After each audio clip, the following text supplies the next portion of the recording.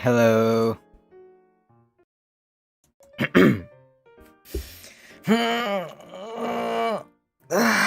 Shit. Alright. Hey, chat. Hey. Sorry. I literally just woke up 5 minutes ago. Question: why are you overlapping with Watame's Night Fever? Are you perhaps a sheet ante? Oh god, I hope I... Oh god. Oh fuck, I didn't... Well, I can always just watch the VOD. Hello, chat. Hello. So, all I'm gonna do for this stream is just going to read super chats and answer the marshmallows that you guys sent. And unfortunately, you know, well, I don't know if it's unfortunate, but I got a friend to sift through those questions and pick them for me, just so I can answer those questions raw and honest at the moment. So if you don't see your questions here, it's probably because my friend thought it wasn't worth putting in the stream. In fact, she just set up the pictures and put it on my OBS, so thanks for that, Astel, you fucking bitch. Anyway, yeah, let's start. Koso GG-san, arigato. Thanks for the $10 super chat. Fireholder, thanks for the super chat. Ichi, Chevrel RR1, Holoniji Indie Shrimp, thanks for the super chat. Oh, by the way, hello Dopno, I'm using this as a BGM, so I hope this helps. Hopefully, or whatever. Oh, you mean you're leaving my stream on as a BGM? I think that's okay. That still counts as a viewer, I would think. Hey chat, hey. Oh, by the way, it's November right now. Oh fuck. Normie question: which team were you rooting for the World Cup? You mean for Worlds? I was full T1. I got sad when T1 lost to Worlds, chat. Like, oh my god. I didn't cry or anything, but I was really sad. Like, Faker losing like that. Faker didn't even do a great job. So fuck, man. Hold on. Let me just pull up the Okay, while I'm gonna read super chat, so the way this stream's gonna go is that for every 5 super chat I read, I'm going to pull out the a marshmallow question. Then I don't know if it's a good format, but let's experiment for now. I meant FIFA World Cup. It was a normie question, lol. Oh, you meant FIFA. I don't know. I don't watch soccer. So I'm very sorry. Ayo, Marshmallow is down for me. Yeah, Marshmallow was down for in the last. I saw a comment the other minute that Marshmallow was down, and you know, that's unfortunate. But I did receive a handful of marshmallow that my friend sent, so I guess it's okay. Football, okay, football. I got Americanized. Anyway, are you talking about Dota World Cup just now? Well, I originally talked about the I originally talked about League Worlds, but then I got corrected. It was actually FIFA they were talking about. First, Marshmallow, do you maybe want to be a full or semi VTuber in the near future? I don't really know, chat, because like I don't plan to do full-time streaming anytime soon because I feel like I don't have the necessary entertainment skills to make that happen. And my channel isn't exactly built like a normal VTuber channel either. Like I'm a commentary YouTuber for VTubers, right? So I feel like for me to just suddenly like switch some of my content to streaming, that's something that not many people are gonna want me to do. Because people sub to me for... You know, people watch my streams not for my gameplay. People watch my videos not for these kinds of videos, but for the history and drama of like the VTuber industry, I guess. It's like a thing. Okay, if any of you were familiar with old VTuber channels, it's like a thing where old VTuber clippers' heads got big because they got a shit ton of views and they have a lot of subs, and then suddenly they thought that they could be a streamer. But then, when they became a streamer, actually, they stopped posting clips and that people sub to them for, and they just fell off. Like, it happens, chat. I understand them. Like, I understand that because I understand what they're doing, because even I myself would want to be a normal streamer too. Like, there are times I just want to play Apex, or I want to play Cyberpunk, or Devil May Cry, or League, or whatever. Like, chat, did you know I used to be a challenger? I used to be challenger in League back in 2020 when the pandemic was out. Like, I used to join a lot of online tournaments, chat, and like, I used to demolish fucking everyone I came across. That sounds like bragging, and it is, because at one point I literally was the best player in my region. But I don't miss it. Because my wrist and my fingers and my hand in general it used to feel numb or tingling or weak or whatever when I used to do my 5-hour sessions playing League. And besides, I couldn't really get into ranked games anymore because finding a game took too long, so it's why I stopped. And now I haven't touched League in around 2 years. I also heard that Riot was pretty much taking over the Southeast Asian servers too. And thank fucking God for that. Garena can burn in hell. But when that happens, and when League starts pulling me back eventually, I honestly might just try my hand into getting into esports. But we don't know yet. So yeah, basically I don't plan on becoming a VTuber in the future, because it's not what people sub to me for. People, like, people sub to me for my videos, not necessarily for my gaming content or whatever. In fact, the possibility of me stopping my YouTube channel is bigger than me becoming a full-blown streamer. Being like the right opinion of VTubing? The right opinion is like... He's very thorough and very like opinionated. And he's more of a... Yeah, I guess he's a commentary YouTuber, but I would like... I'm not exactly as thorough or deep or as long to take research as he does, right? Because his shit is deep. It goes very deep, and I'm not as smart as that either. So I wouldn't say I'm the right opinion of VTubers. I'm more like... I guess I'm... Oh god. Okay. I don't want to say I'm the internet historian of VTubers, because I'm not. I'm far from it. But I'm closer to that than the right opinion, because at the very least, I try to add in as many humor as I can. Koso GG's, thanks for the super chat. Holy, what role are you? I peaked in Plat 5 Season 4. I'm a jungler support main. I used to main... Fuck, the Reaper guy. I can't believe... Kayn. I forgot. I used to main Kayn before he got nerfed. And after that, I switched to like being a full-blown Lux support. And I fucking popped off because of that. Zaid, thanks for the super chat. Pause and Pause, thanks for the super chat. Is her designer the same for Vox Akuma? If this guy's referring to Ollie, yes. Lam is the designer for Vox, for RPR, for Fulgur, and for Ollie. She has like a great talent for making designs in general. But he has a thing for like, red and black colors. Question, do you get any notifications when a marshmallow was sent to you?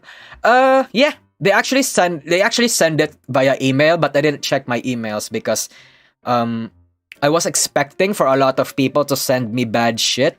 So like I said, I just got a friend to sift through like okay questions.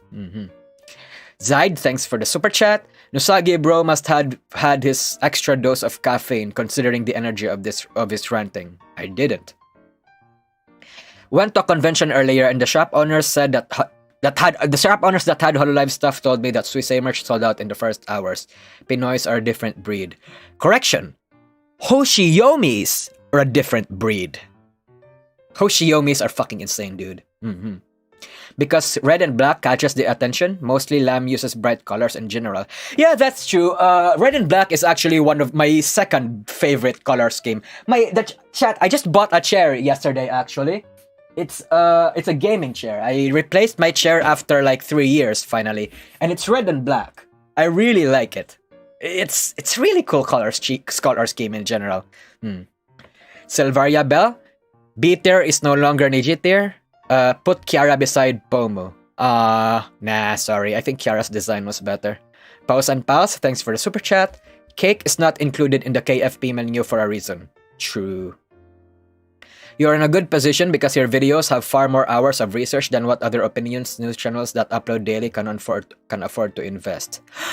You know, chat, I actually, speaking of news channels, I actually like, I don't want to be a daily opinion or news channels, because the thing is, chat, how do I say this?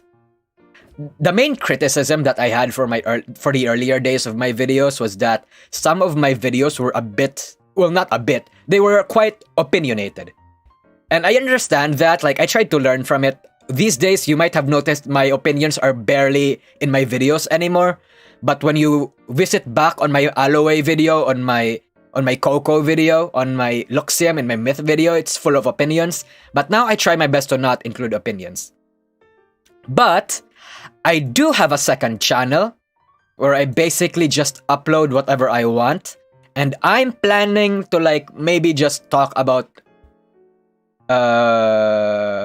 random VTuber news and just, you know, just talk about it, I guess. Like, maybe a moist critical. I don't exactly want to be like Hero Hey or Rev Says Desu. No bad vibes. Not to offend them or anything, but it's like, they're kind of humorless in their delivery. And I kind of, if I'm going to do the same thing they do, at the very least, I'll add some humor into it and dig a little bit deeper. Because the thing about Hero Hey and Rev Says Desu is that their videos, you shouldn't watch their videos if you want research. If you want a thorough video about any topic, you shouldn't watch their videos. At the very least, like, False ID, say what you want about False ID. He's a bit more thorough than everyone else. He's not exactly a commentary YouTuber. He's a news tuber. But at the very least, he's not a drama tuber, right? His stuff is a bit more thorough than everyone else's. They're outright drama channels? Yeah, exactly. Hero Hey and Rev Says Desu are outright drama channels. And if I am going to do what they're gonna do, which I'm not going to, by the way, don't worry. At the very least, I'm going to pop some humor into it. I've been seeing PH VTubing company Cometa, Mito, Balangay rising around. Do you think they can compete internationally? Nope. Nope.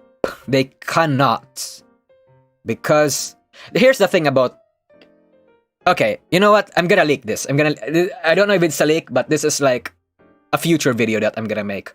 Chat, the thing about PH VTubers and PH, a lot of VTuber agencies, is that they have this mindset that the industry, the community in general is saturated. Chat, let me tell you what, they are not. The VTubing industry is not saturated. Particular markets of the VTuber industry is, though. Like, the idol culture, the idol niche that HoloLive used to monopolize back then is saturated. The whole female Fujo baiting or Yumejo baiting market, saturated. The whole based side of the VTuber market, saturated. The Filipino, like there's a lot of markets that they're still available. I'm not gonna say which ones because I do have. If I'm going to say what I know, someone might as well pay me money for it, especially if they're businessmen. But the industry is far from saturated. There's a shit ton of markets out there that's not tapped into yet. They just need the right capital and the right business decisions to harvest from it. That's the thing about a lot of these VTuber agencies. They don't know how to do that. And I've seen like the whole PH VTuber agencies, PH VTuber companies, they're not separating from what HoloLive they're not separating from what HoloLive is doing. They're not doing anything different, which is why I don't think they're going to be as successful or will have a competent fraction of the marketing what's it called? The market portion. Yeah, they're not going to get a sizable portion of the market portion because of that. There are good niche VTubers that can come out. Yes, exactly. Niche. That's what people need to find out when they become a content creator. Niche. You think I started this YouTube channel because I just wanted to make YouTube videos? No. Part of the reason I started this YouTube channel was that literally nobody was doing the same thing I was doing. Nobody was covering like old VTuber drama to their thoroughly. No one was talking about why particular trends happened. No one was talking about why successful things happened. I did that, which is why I'm successful. I'm not sucking my dick about it. I'm just saying how I got where I am today. Why would you watch that if you can just watch Holo or Niji? Exactly. They're not looking for things that people should watch them for instead of everyone. They don't have their own niche. Yeah. Rev is a drama channel, but I'm a fan of Rev for his personality. He's also really fun when he does Twitch. He seems like a chill guy. I guess I would call his a clickbait channel. I haven't watched a Rev Says Desu for a long time. I don't also watch Twitch streams, so maybe, you know what, I think I'll take your word for that. Maybe he is. I don't know. BroTuber might start to become a new meta. It might. Like, you know, with the success of... You know, chat, BroTubers didn't start with Tempus. BroTubers started with Calliope fucking Mori. Honestly. Fucking honestly, chat. But yeah, I think BroTubers are going to be a good market. It's not as big as like females. But it's still... I feel like the BroTuber niche hasn't reached its limit yet. I feel like it still can grow. Yeah, I feel like it still can grow. There's still room for improvement. I just don't think that the current generation of like Tempus is going to be the one that will monopolize it. That's basically going to expand on it. I feel like I'm not going into specifics, but there's a lot of ways for BroTubers can go. And I feel like if someone figures it out, they will be massively successful.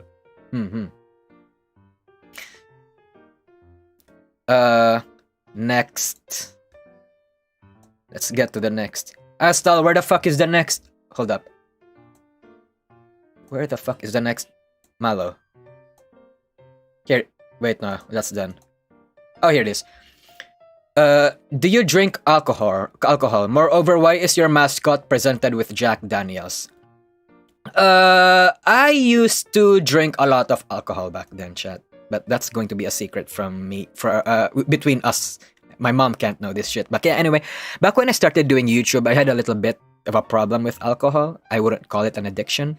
But I did secretly drink when my parents weren't around. And it got to a point that I'd literally just sit in a corner all depressed and drunk. I'm a sad kind of drunk, chat, which is why I don't really want to consume that much alcohol with friends around. But yeah, the whole Jack Daniels thing is supposed to be just a parody of the Pain Peko meme. But also, instead of Pecora holding a gun, it's an Usagi holding a Jack Daniels. There's not much to it, though. It's literally just...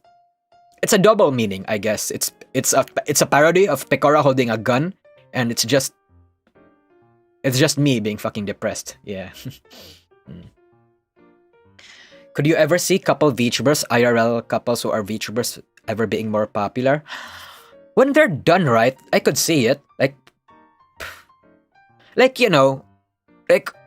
Okakoro, fucking Voxto, fucking Takamori, they were successful, right? Despite they're cringe, but these are cringe, by the way. Me personally, I think the whole Vox Shoto thing, the whole Takamori thing, I think VTuber shipping is cringe. But it's like successful. I can see why people do it. It's very successful. Like, have you seen how much like Kiara has gotten from Super Chat just from like from Yuri baiting? I'm sorry, Kiara. I mean, it's not Yuri baiting. It's not Yuri baiting, I would think. But it's like she got a lot from Takamori. And I'm glad that she like lessened down, she toned down the stuff, she killed Takamori because it got a little bit problematic on her image, but it was still very successful. I can see a couple of tubers succeeding, but they're probably not going to get that much money because they wouldn't have gachikois. I believe he meant the real couple VTuber, maybe. Yeah, that is what I meant. Like, if there's a real couple VTuber, they probably won't get much money from gachis. Or To be fair though, there are like cucks, like actual cucks that pay money for that kind of thing. So maybe, maybe, yeah. I realized that Robera X Meow is a thing. God, fuck yeah, dude. 100%. Kagura Night Mea. Robero Night Mea, I mean, was fucking excellent duo. Honestly, one of the best duos ever. Not ever. I mean, maybe Connor and Iron Mouse comes close, but yeah, one of the best duos, I would think. Question, what's your favorite Niji design? Probably Nina. Probably Nina, yeah.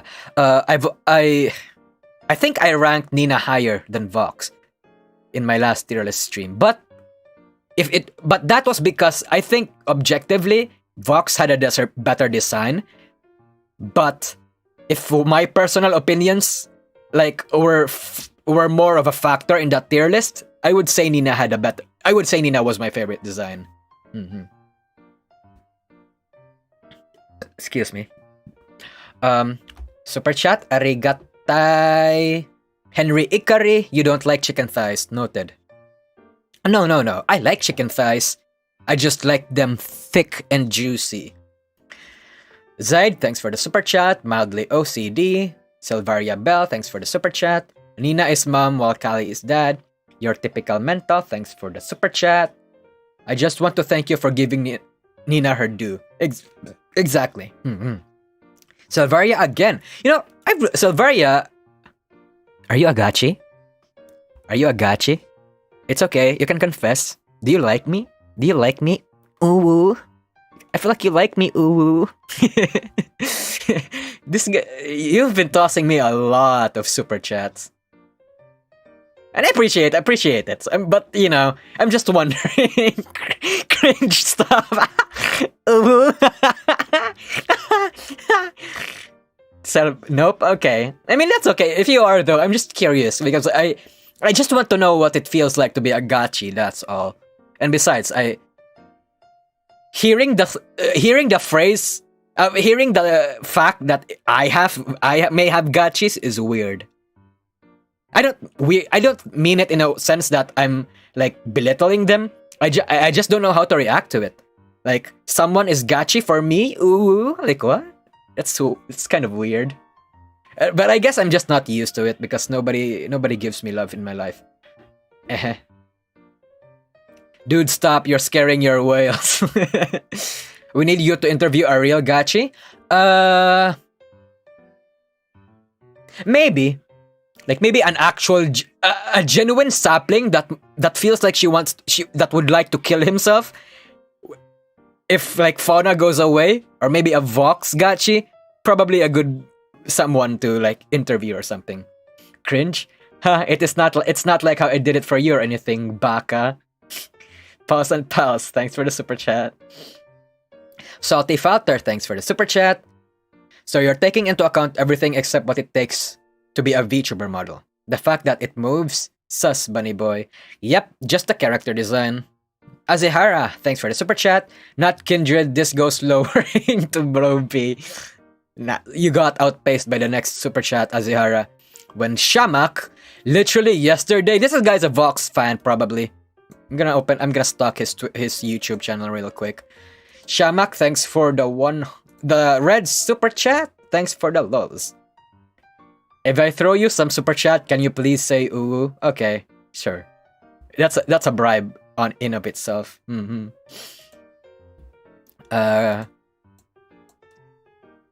Okay, let's head for the next Marshmallow. Would you do a video on the state of indie VTubers, EN or otherwise? I mean, okay, chat. Another leak.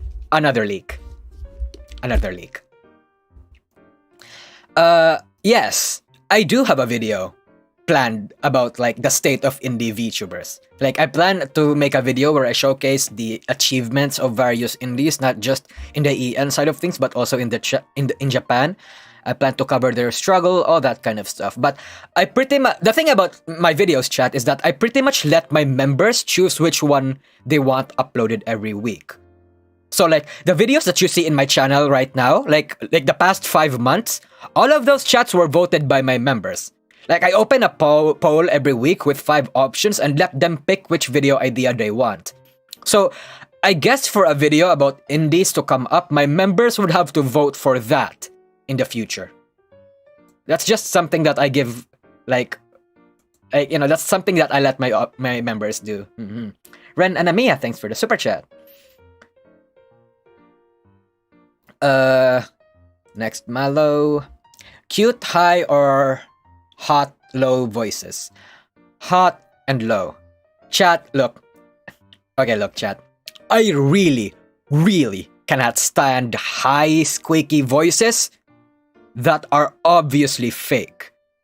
I'm not gonna name names, but I'm sure there's someone you know on the top of your head that may be faking cute voices.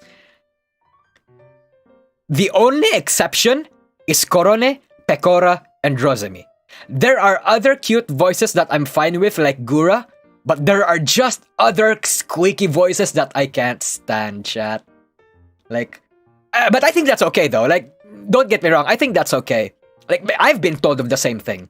Like, a lot of people hate my accent and they acknowledge that my videos are good, but they can't sit through one of them because of my voice. And I think that's valid. Like, hey, if there's a certain pet peeve you have and it's filtering you, you have all the right to avoid particular people, even me. I don't blame anyone for it. So, I don't think anyone should blame me for not liking particular people with weird voices as well. Yeah. Will this be archived? Yep, it's archived. Thanks for the super chat, Zaid. Maybe the ship might have took off due to their low relevance, death plus death-defying being. Probably, but the thing about Takamori was that Kiara kind of started it because she was lonely. And she was in Japan at that time with Kali. And, you know, she literally had no one else to, like, approach at that point. So, yeah. But also the low relevance also kind of helps. People hate your voice, not gonna lie, I found it quite relaxing. Great for background noise when drawing. Well, yeah, it happens. The thing about my voice is that I have a really thick Filipino voice, I would think. Southeast Asian voice in general sounds like this, or even like Indians or whatever. But yeah, these kinds of voices, some people find hot, some people just don't like, and I'm fine with that. I think it's okay. So you are into Ayunda over Risu? 100%. 100%.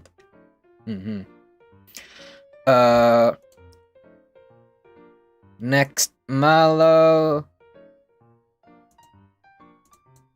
How long do you think a Nijisanji JP design tier list will be? Oh god. I don't know, like, okay. When I made my sexiest HoloLive video, it took me like 2 hours and a half, right? HoloLive has around 60 members. Nijisanji has like, what? More than like 150? And that's excluding Virtual Real and Niji-en. If we include Virtual Real and Niji-en, we'd have around more than 200. But I guess if you're asking how long it'll take, I'm thinking maybe triple or double my previous tier list. So I imagine maybe 5 or 6 hours. But I don't think I want to do that. Chat, look.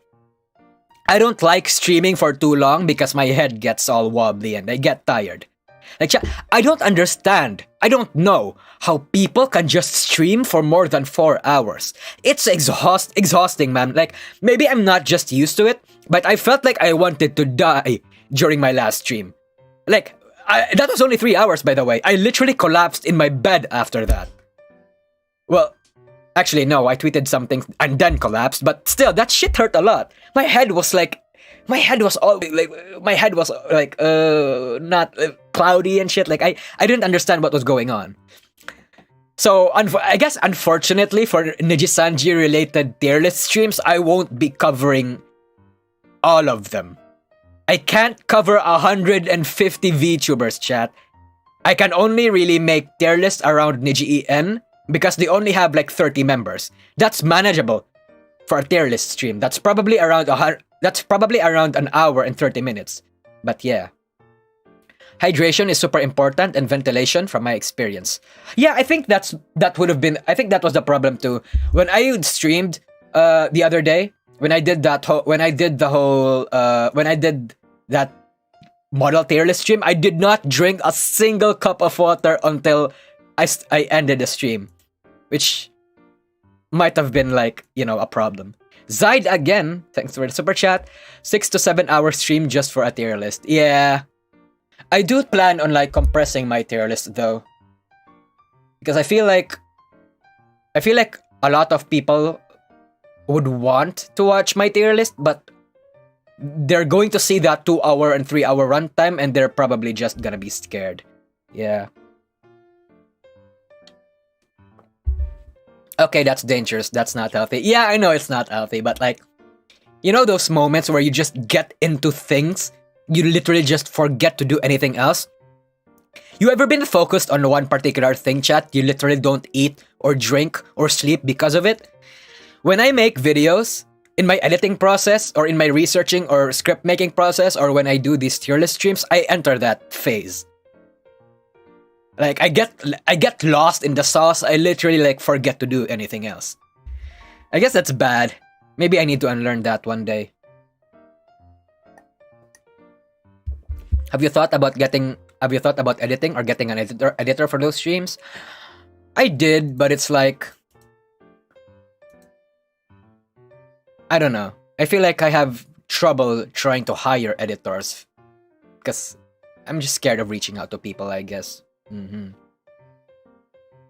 By the way, when you do last design tier stream, you said resource base design was meh. Base design was meh.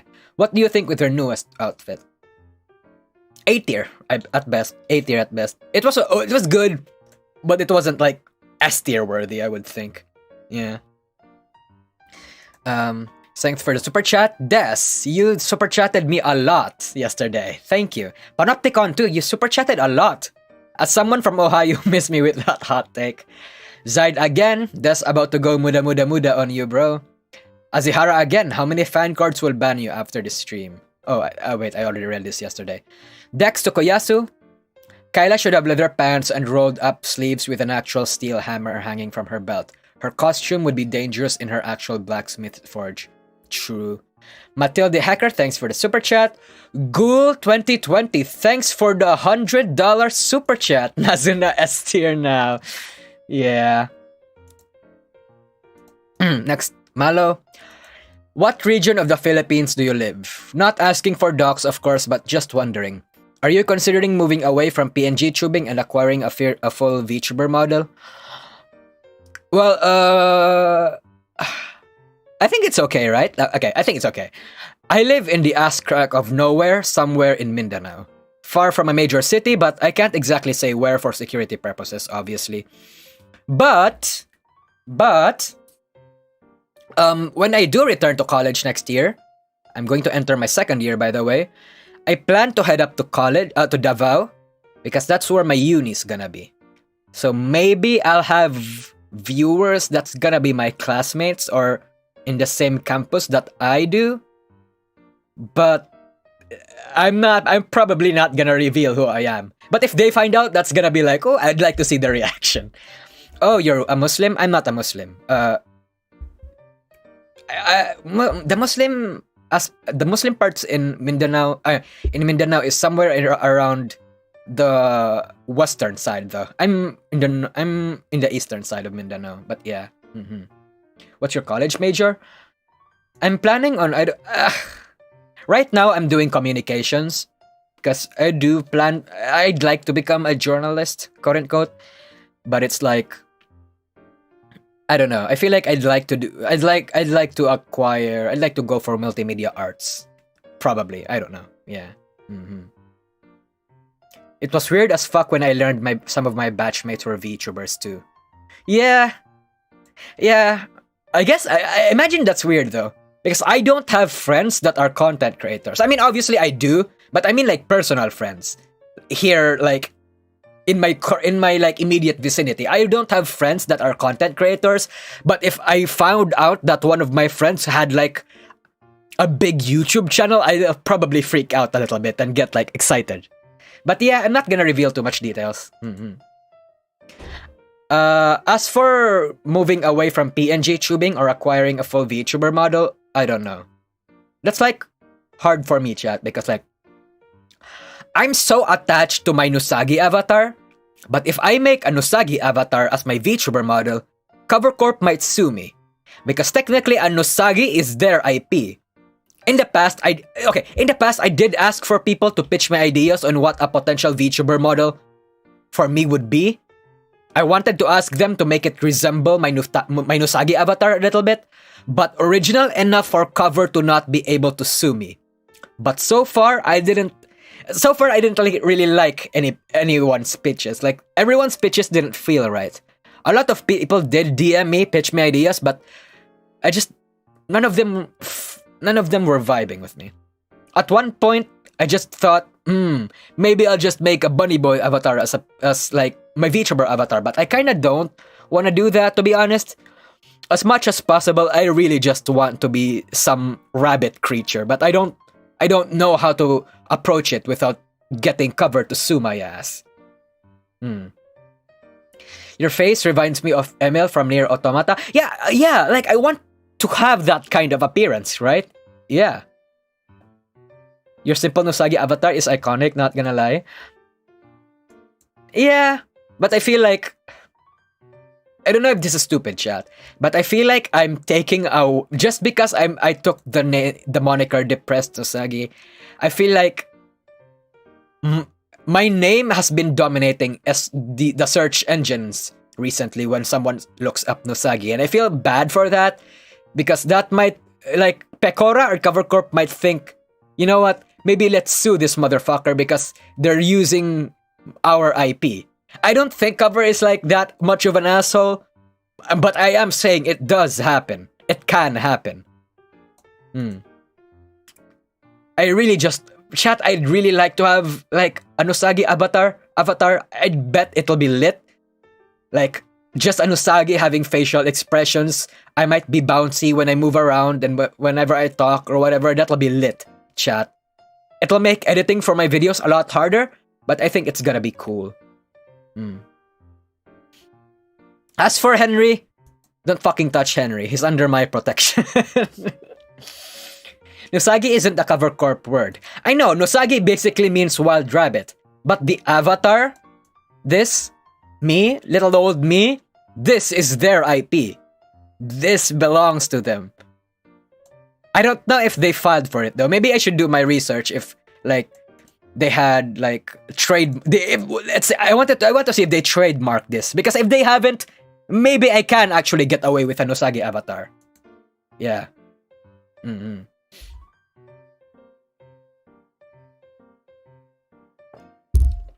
Historian theme is good for you, but as you said, the word historian is looked bad at the VTuber fandom. Kinda unfortunate. Oh yeah, speaking of that, chat. I don't know if you guys know this, but I've talked about this before, but I used to call myself when I started this YouTube channel, I called myself VTuber Historian as like a parody of the internet historian.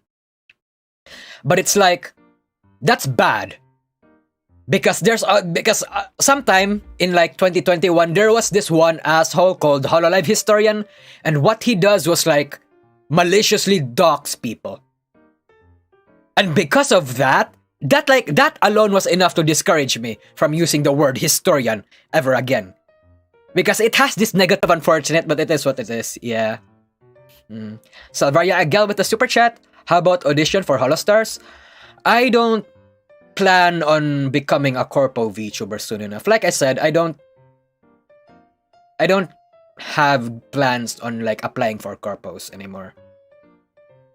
Oh shit, the stream died? Oh fuck, I'm sorry, chat. Okay, stream died for a bit. So while that's happening, I'm just gonna read some super chats. Mattel the Hacker, thanks a lot for the super chat. Little Dragon, thanks for the super chat. Yawning Jet, thanks for the $25. Tess Ngu, thanks for the super chat. Principal Flame, arigatai. King Dova Chief, arigatai. Mattel the Hacker, and Henry Ikari again. I have a lot of usual super chatters here. Goddamn. Thank you, by the way. Oh yeah, we're back? Okay, we're back. Good content, Funny Rabbit Man. Thanks for the super chat. Speaking of internet, that me living in the ass crack of nowhere in Mindanao may be the reason why I have terrible internet connection. How do you feel about Crony acknowledging your outfit tier list stream? Okay. No, she did not. Okay, chat, look. Crony did not acknowledge my tier list stream. I also saw the clip, and you guys misunderstood a lot of things. Crony did not watch my stream. She just read a message on chat or was reading a super chat about it, and then only talked about the nature of tier lists in general, not my tier lists specifically. So yeah, to debunk some claims, as much as I would feel happy and even kind of scared about Crony watching me, she didn't. She didn't. Silveria Bell again. You don't have, chat, you don't have to super chat for me to notice your chat. Not many people are on stream right now, so chat is a bit slower. That means I can literally read all of your chat. So, thanks for the super chat. But if you're doing it because you feel obligated to do it just so you can get my attention, you don't need to. I feel like I can read all of your chats right now. Notice me, senpai. You're noticed. Still mad you rank her A tier. Hey, I'm sorry she had like boobs that covered half of her torso. I'm sorry she had like helicopter thingies on her head. I'm sorry she had a cape that didn't suit her. I'm sorry she had noodle arms. That's not my fault, chat. Why is Rizzo my earwife? Because she is.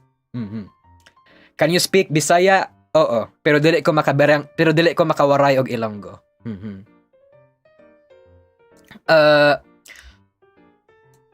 Next. Who's more down bad? Takodachi or Saplings or Hoshiyomi?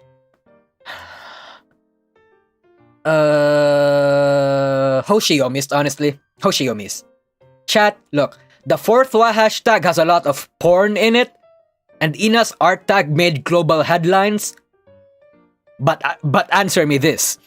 Has any Takodachi drank their own piss in an attempt to replicate Ina's? No? Well then, case fucking closed. Hoshiyomis is the fucking right answer. Like, you think Takodachis are insane, chat? You should take a look at Hoshiyomis. They're way fucking more insane. It's a bad kind of insane, not gonna lie, but it's still fun regardless. Hi, how will you rate your horniness? I'm not that horny. Like, chat, I joke about sex a lot in my channel, but I'm not actually a sex-craved virgin that a lot of people think I am. In fact, I actually just made a video about horny shit and Coomer bait on my second channel, so if you want to watch it, go watch it. Hoshiomis are a threat to mankind. Yeah. Is the Ayame Ina theory true? Nope. Okay, I want to talk about the Ayame Ina theory a bit, just so I can educate people in the stream right now.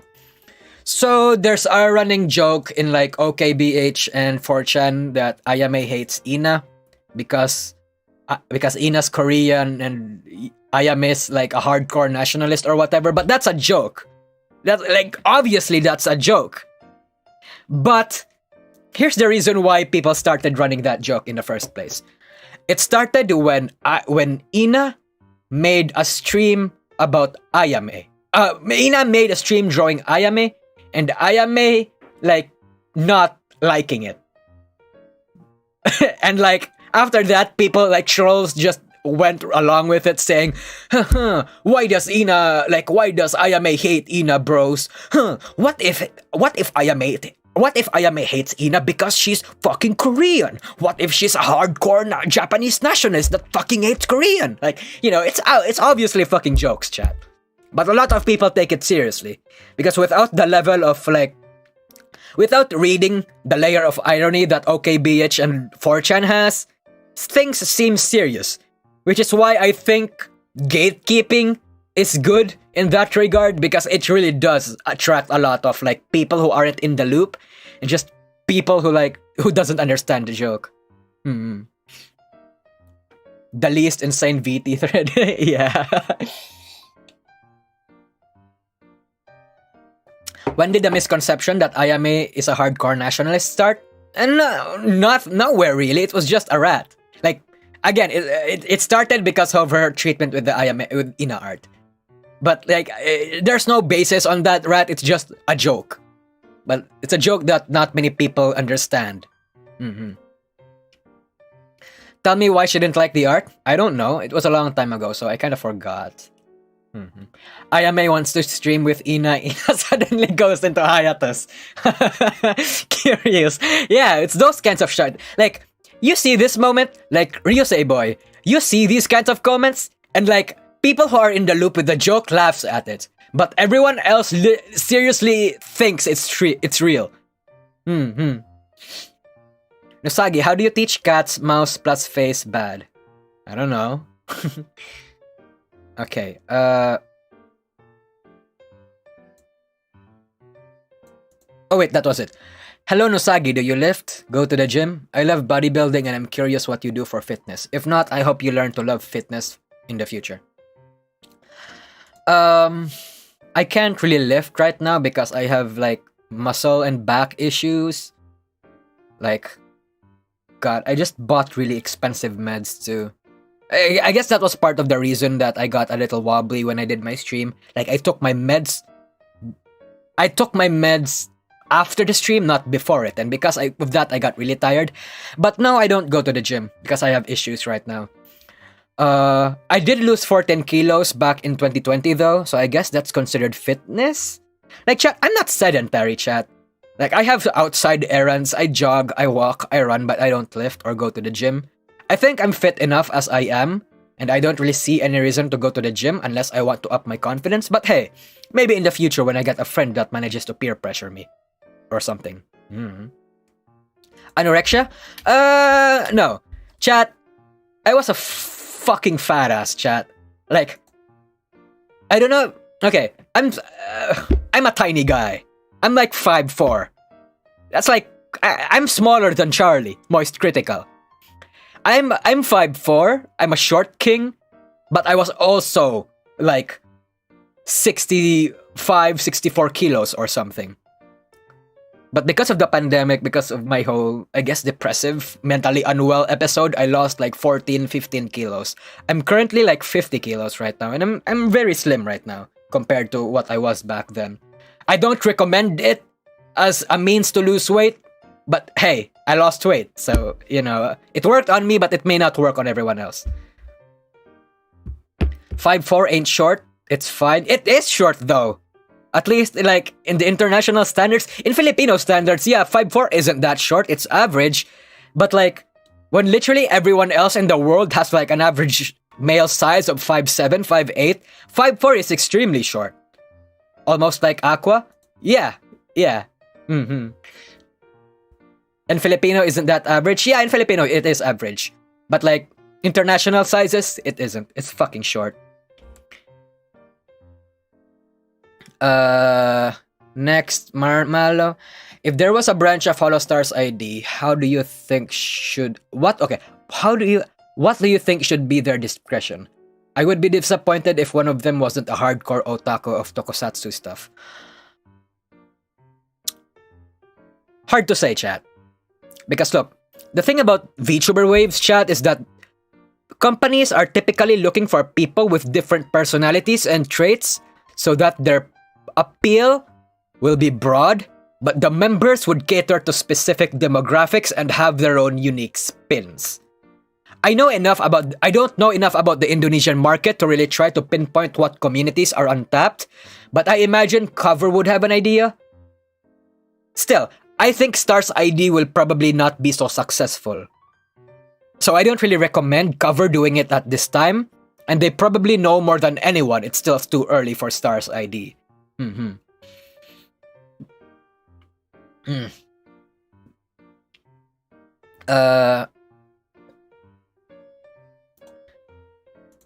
Okay, Most VTubers do the same thing for their debut. Especially sing and say they want to do original songs as their goals. But a huge chunk of them sing bad or terrible. What do you suggest them to do instead of for a debut? Besides not singing, lol, is there some example of a debut that you noticed from someone that you liked and hasn't been used as the popular one? I have this suspicion that an up-and-coming VTuber that wanted to debut wrote this malo and wanted my advice. But, it's okay. I'll run with it. Yeah, unfortunately, in a debut, there's not much you can do but introduce yourself. But you have to do that, but not really stretch yourself too thin. You don't have to meet the 1 hour criteria. Like, there's a reason Nijisanji only allows 30 minutes or below for their debut streams, because they realize that, like, debut streams are boring unless if they're stretched. Like, okay, chat, look. In a VTuber debut, you will need to hook an audience fast and make them like you. Especially in a big corpo like Nijisanji, Hololive, V-Shoujo, or like literally anyone else, it's arguably one of the more important events in your VTuber career. Especially more so if you're in a big corpo, like I said. So you can't fuck that up. There's ways of going around it, like making your debut stream short and sweet. You can showcase your talents, your singing, your drawing, or whatever. Or you can be funny and shitpost all the time. I've said this in one of my videos before, but Magni and Vesper's stream a debut stream is a masterclass on how to do a compelling debut stream. Sakamata Chloe and Ponkalopi. Yeah, okay, I say it in the shop. Yeah, Ponkalopi's debut is fucking insane and I love it. So if you're a girl, maybe watch Sakamata and Ponkalopi if you want to see like a good VTuber debut. But their debuts have got to be one of the best debuts in the community at the moment. At least in the corpo scale. So if you're a VTuber wanting to debut, watch Magni, Vesper, Ponkalopi, Sakamata Chloe, and just analyze what they're doing. So maybe you can capture the same energy and aura they emanate, without necessarily copying everything that they did. If you have a bad voice, don't sing. Like, literally just don't sing at all. Practice behind the scenes and impress, shock your viewers, to be honest. Shitpost like hell if you can. Hell, even be parasocial if you don't know how else to hook your audiences. Coomer bait if you must, if that's your niche. Watch Chloe's debut if you want to do that. There's a lot of angles for you to choose from, chat. But you have to choose carefully because VTuber debuts sets expectations and makes people want to it sets expectations. First impressions really matter in this community. Can you TLDR their debut? Magni was just shitposting all the time. Vesper was just so incredibly wholesome and passionate. Sakamata Chloe was fucking adorable. Sakamata, oh my god. Okay, chat, look, I don't like Sakamata Chloe's squeaky as fuck voice. It doesn't filter me as hard, but it kind of filters me a bit. But god, that debut stream was it's so adorable, chat. Chat, Chloe, did you know that Chloe's debut month racked her 200 grand in super chat revenue. 200 grand for a fucking, because of that debut, chat. That's a masterclass. That's fucking impressive. No one does that. No one else. That's history. Yeah. It's just, yeah, again, if you're a VTuber, if you're a VTuber that's maybe in the line of Sakamata Chloe's style of VTubing, watch her debut, learn from it. If you're a shitposter, watch Magni and Ponkalopi. If you're a Zatsudan or talkative type streamer, watch Vespers. I don't like Chloe, but her debut, but Jesus, she was adorable. Exactly. Holy fuck, she was adorable.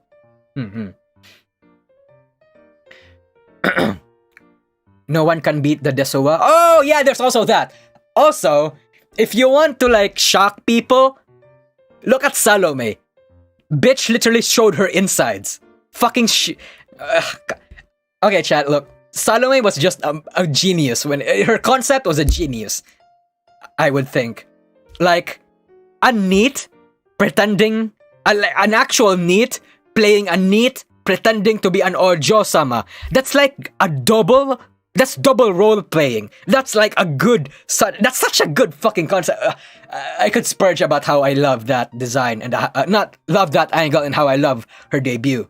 But yeah, Salome too, if you're going for the shock factor and you want to impress your people, your audiences. Yeah. Mm-hmm. How long should a VTuber debut be? Like 1 hour? If you can somehow find a way to make a VTuber debut be like an hour, yeah, maybe go for an hour.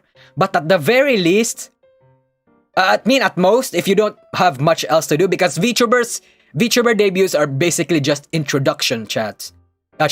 Basically just telling your audience what you are all about. Most people can do that. Most people accomplish that in the first 30 minutes. So you don't have to extend it. Like okay, example. Kiara Amelia Watson's debut. Their debut, the last half of Ame's debut was literally just her playing with like OBS and her stream assets. Like, she didn't do much, right? And let's be honest, that was just her trying to find a way to entertain her chat. Like, she was just shit posting. Did it work? Yeah, it worked for some, but for others, it was obvious that she had nothing else to do. She had nothing else impressive to give in her debut. She had nowhere else. She had nothing else to, yeah, you get my point. It's just most VTubers can accomplish introducing and finding their strong points in the first 30 minutes. So don't overstay your welcome. Tell your concept and the expectations. Yeah, exactly. Mm-hmm. Thanks for the super chat. Zaid again, Nolex, Henry Ikari, Shaithes, Azehara, Frog Knight, thanks for the super chat. CDs, thanks for the super chat. Little Doragon, thanks for the super chat. Johan5679, thanks for the super chat. Pause and Pals, thanks for the super chat. Actually, the moment she do that to show her future content creator and adaptive. Yeah, I know. That's why part of some of Ame's stream was like impressive to a few people, because like the last part of Ame's stream to many people was her way to show that she was a shit poster. But in the other half, there were people complaining that she literally was just talentless and that she had nothing else to give. Meanwhile, Gura, Kali, Ina, and everyone else had talent. She had none. And she knew that, and thus she had nothing to offer but shitposting. Like, there was a part of the VTuber fandom that had that opinion. I'm just saying, like, Ame is not talentless. Yeah, Ame is not talentless. I get it. But conventionally, she doesn't have the conventional skills that makes like your usual VTuber successful. Like, she doesn't. But she's not talentless. Like, she has great skills, but she's not talentless. She just... okay, I feel like I'm repeating. Yeah. But again, there are people that didn't like that. There are people that did like that. Mm-hmm.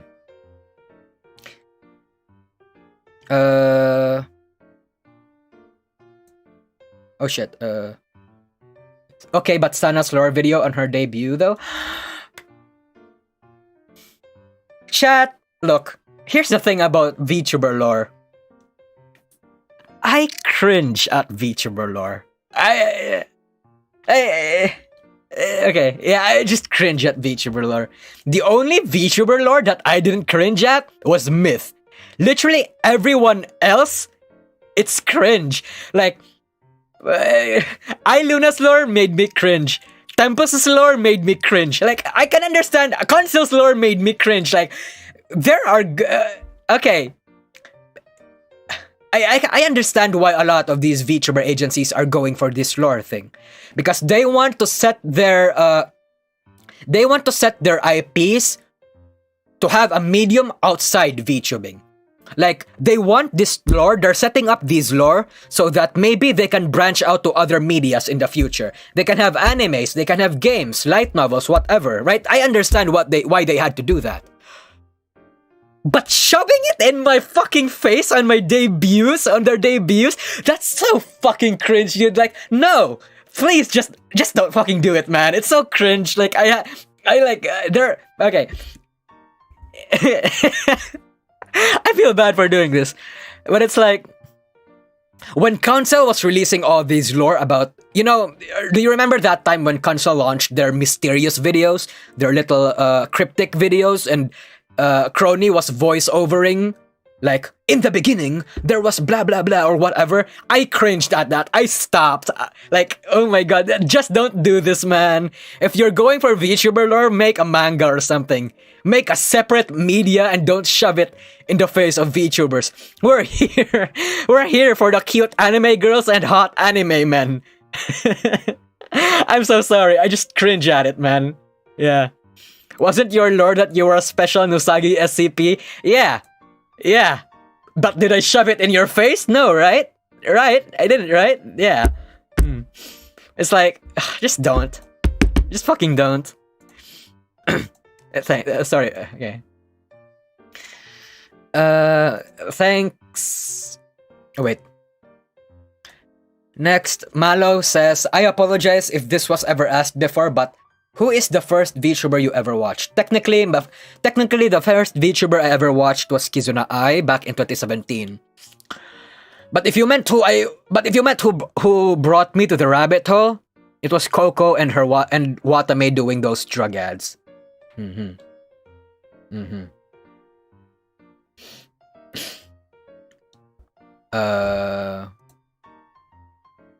Please move. Okay, here we go. Do you watch one of the main boys in Trash Taste regularly? As in watch their streams, etc. If so, who is it? For me, I really like to watch Garnt's content.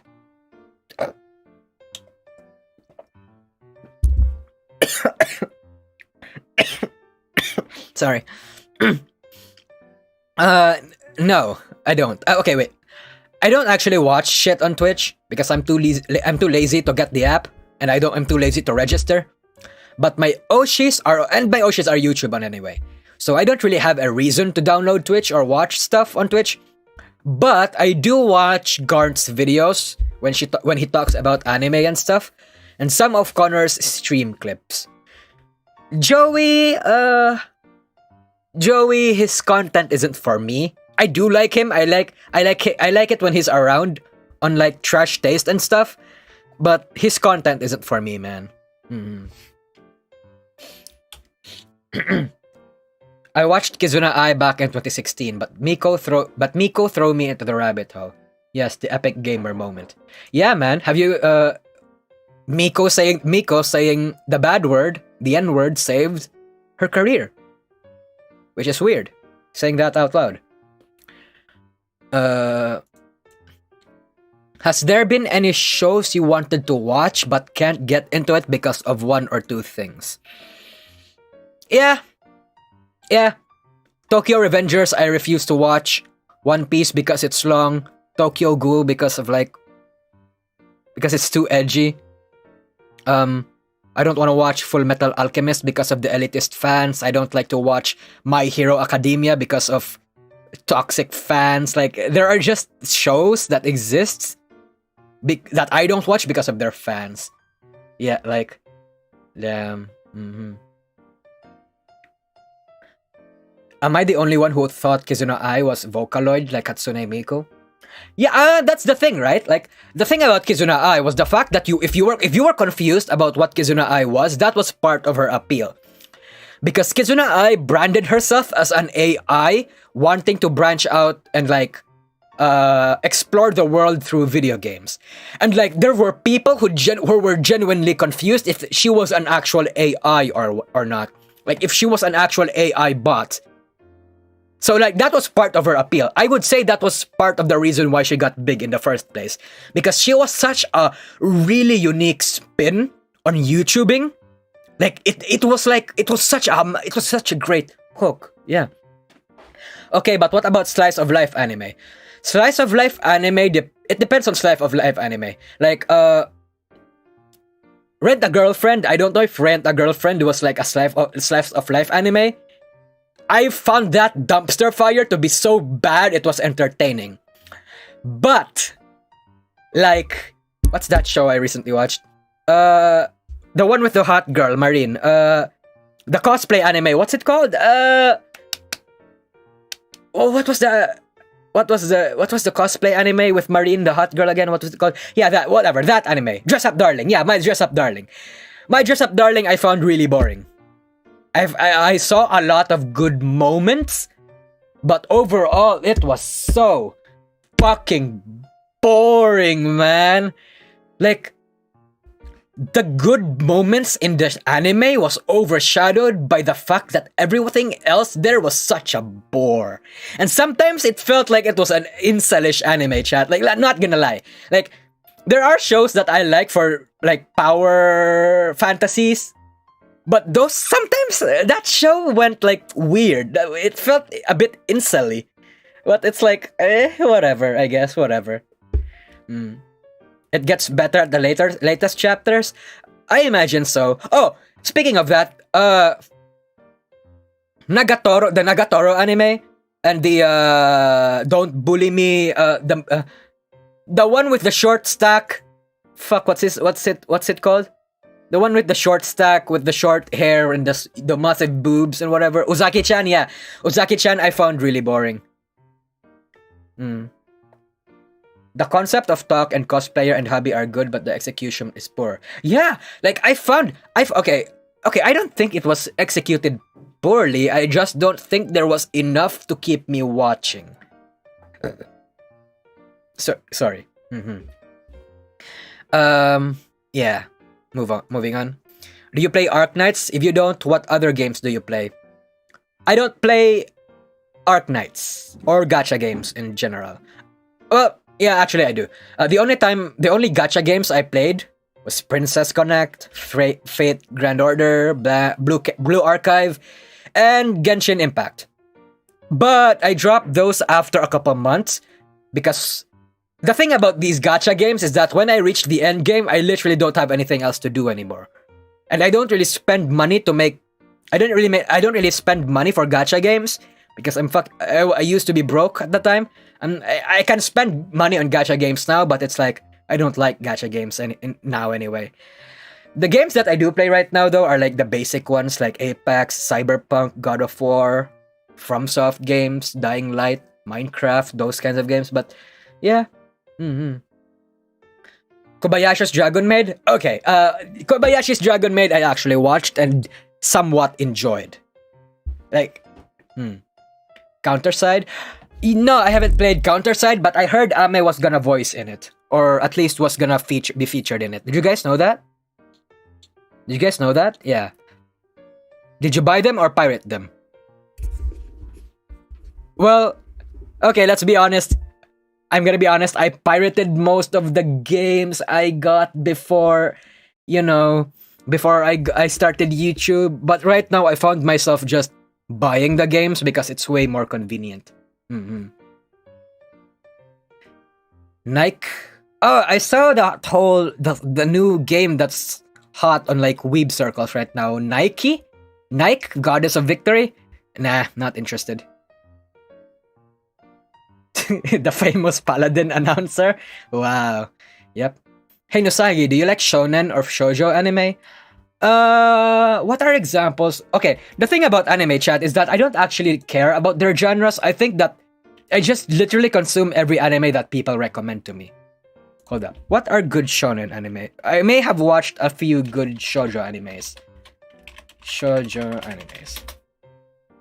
Let me look for a sec.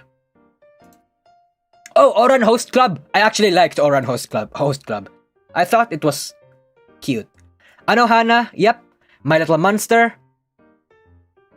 Madoka Magica. Angel Beats. Yeah, I've watched these. I enjoyed it. Sailor fucking Moon. Fruits Basket. Clanad.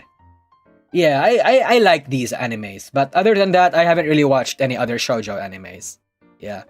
Also, Maid-sama was weirdly good. Yeah, Kaicho no Wage...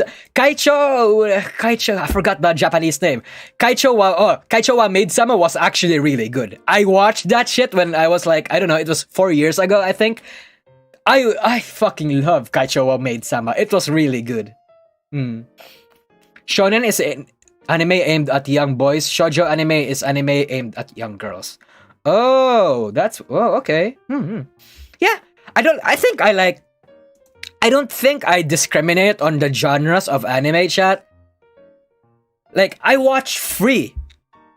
I watch free, right? Like, I watched I watched Yuri, Yaoi, Shonen. Like, I don't really judge about what kind of genre an anime has. If it's enjoyable and if people recommend it to me, I will watch it. It's about execution, not concept. Exactly. Yeah. It is. It's really just about execution. But there are concepts that are good, though. There are concepts that are ruined by executions too. To be fair, do you watch Bloom Into You? I haven't heard of that yet. Free is only yaoi because of shippers. Yeah. Okay, chat. That's the thing, right? That's the thing. Free. The Free is actually a good anime, chat. The only reason why a lot of people don't give it a chance is because yaoi fans are insane. But like the wholesome kind of insane? Like, okay, they're not toxic. I don't know if yaoi fans are necessarily toxic. I found them really welcoming, to be honest. But it's just that they're certainly better than K-pop fans, I would argue. But it's just that the way they talk about the material makes people wary of them. Like, they glorify these kinds of content so much, it becomes uncomfortable. But they're actually not a bad fan base. They're not exactly toxic, as I would describe My Hero or K-pop stans. Like, they're pretty much wholesome. They're really wholesome, I would argue. Did you watch that one VTuber anime? It had some kind of OG VTubers in it, and I think I sang the song. I don't know what you're talking about, so I'm sorry. Pain Nico, thanks for the super chat. Finally, a man of culture. Yeah. Have you seen Land of the Lustrous? I've heard of it. But wait, is that the gem one? Land of the Lustrous. I think I've saw this in a Garnt video before. Oh, okay, yeah. I saw this in one of Garnt's video before. I haven't watched it yet, but it's my must-watch list. Right now, I'm finishing Better Call Saul. So maybe if I finish that, I'm gonna watch this one. Oh yeah, there's a Kizuna Ai anime. Oh, speaking of Kizuna Ai, Kizuna Ai actually just released the title of the anime she's gonna be featuring in. It's called Kizuna no Alele. I don't know how to read it. But yeah. Apparently, pre-production is over and they're about to release it sometime next year. But yeah. Deanne, do you still accept design suggestions? Yeah, why not? Just toss it over on my Twitter. Yeah. Better Call Saul is not an anime, chat. But arguably one of the best shows I've ever seen, honestly. But yeah, Better Call Saul's a banger show. You guys should watch it. Okay, here's the thing about Filipinos, right? A lot of Filipinos overlook Western shows. Unless they're animated, they're K-pop, or like from... Unless they're... Yeah. But I honestly think a lot of people should be watching stuff like Better Call Saul or Breaking Bad. Because I feel bad that my friends and my acquaintances, my Filipino acquaintances, haven't even heard of Breaking Bad. And it sucks because I really want to fanboy about that with them.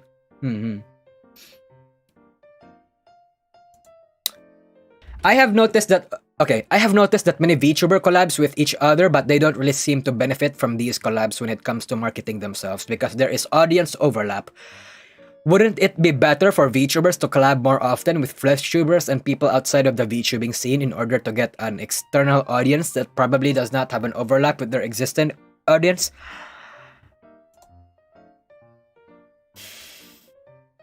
Okay. Alright. That's a really great question. Thank you for that. Holy shit. Astel, thanks for choosing this one. This is a really great question. Okay. Here's the thing about collabs. A lot of people get the impression that collabs are immediately a good thing because it allows for two VTubers and two fanbase to meet and there will be some kind of cross-cultural pollination to come along, allowing for like growth on both VTubers. And yeah, while that does happen, it happens occasionally. Most of the time, it doesn't. That's not how it works, chat. When two VTuber fanbase collabs, they just meet and they just separate. Okay, let's have an example. Yeah, most fan bases would just stick to their Oshis, though. Yeah, exactly, that's the case. Let's say Magni and Vox collabs. Theoretically, it's a good idea, right? Because they're both males, Iniji-Sanji and Hololive, Unity, two different fan bases that haven't heard of each other. So, collabing would introduce the fan bases to the other talent. That should allow for great growth for both talents, right? If they collab, that's a good thing, right? No, 100% it doesn't. That's not gonna happen. If they will collab, there's gonna be a little audience overlap, a tiny bit, but that overlap is not gonna matter. Because at the end of the day, Vox's fanbase are females and Magni's core fanbase are bro dudes. They're not gonna pollinate as hard and make each other grow as hard as you think it is. In cases like that, audience overlap doesn't happen. Audience overlap happens when you put two similar people together with the same demographic and one is bigger, one is smaller, they vibe well, and that's how it'll happen. In fact, I would argue the lack of audience overlap between two VTubers is the reason why most VTubers don't grow because of collabs. Because collabs alone aren't enough for cross-cultural pollination. There has to be great friendship in there, I would argue. Yeah. Because it's like, the only reason Niji-Sanji and Hololive collabing was a big deal was the fact that it was forbidden in the first place. If Niji-Sanji and Hololive wasn't banned from collabing, it would have been a nothing burger. Right? But, answering your question, the second question though, regarding going outside the VTubing scene and collabing with them, that's gonna be a little difficult. Think about it, chat. VTubers can't exactly collab with flesh streamers and flesh tubers due to the culture. The VTuber community, chat, look. The VTuber community is made of little cliques and groups of little VTubers, chat. And the thing is, for the community is, okay, look. And the thing is, for the community to really collab and branch out to flesh tubers, they can't exactly make that happen as easily unless they were already friends before debuting as a VTuber. Make no mistake, chat. VTubers and flesh tubers collab all the time. V-Shoujo? Have you seen Iron Mouse and Vei and Soda Popping are like in a relationship. V-Shoujo collabs with literally everyone they can on Twitch and with flesh tubers. Even YouTubers approach V-Shoujo.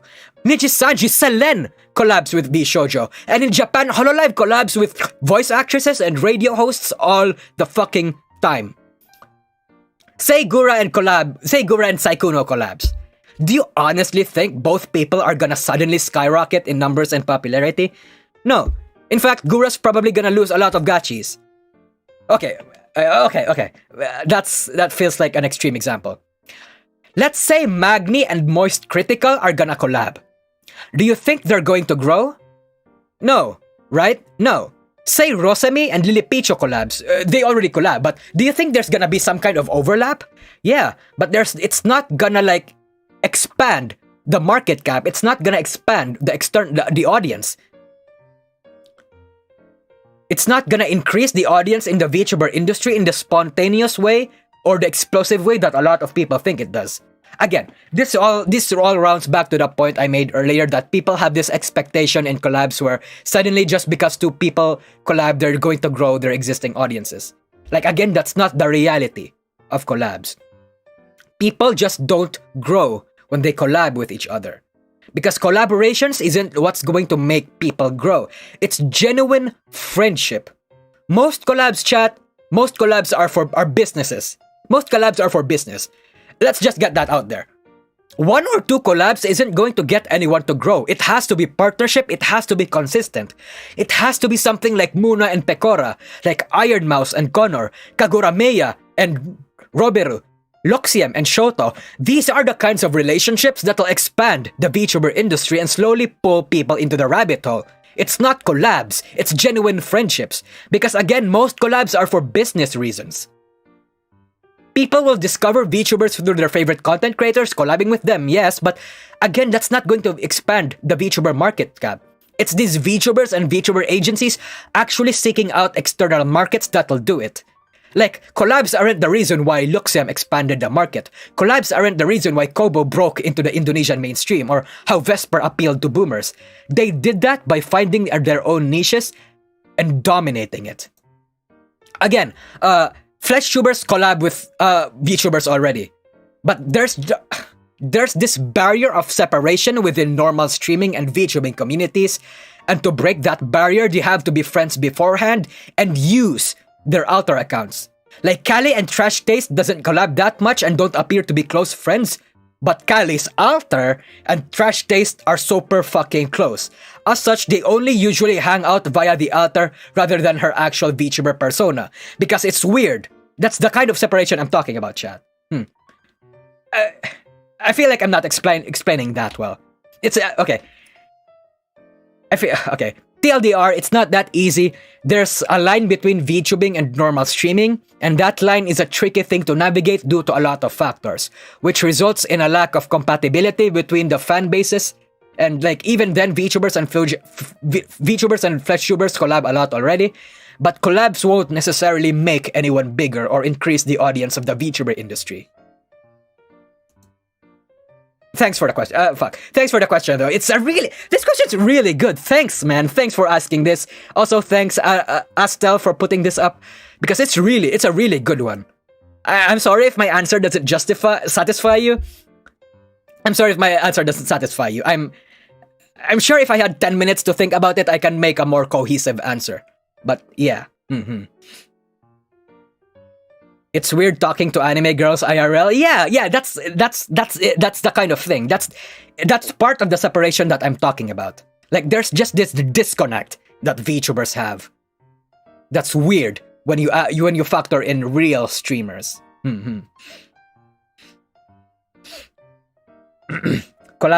Kali's alter also collabed with Moist Critical. Yeah, but let's not talk about alters anymore. Okay, let's not talk about alters anymore, chat. I get a lot of people hate me for like soft doxing a lot of people already.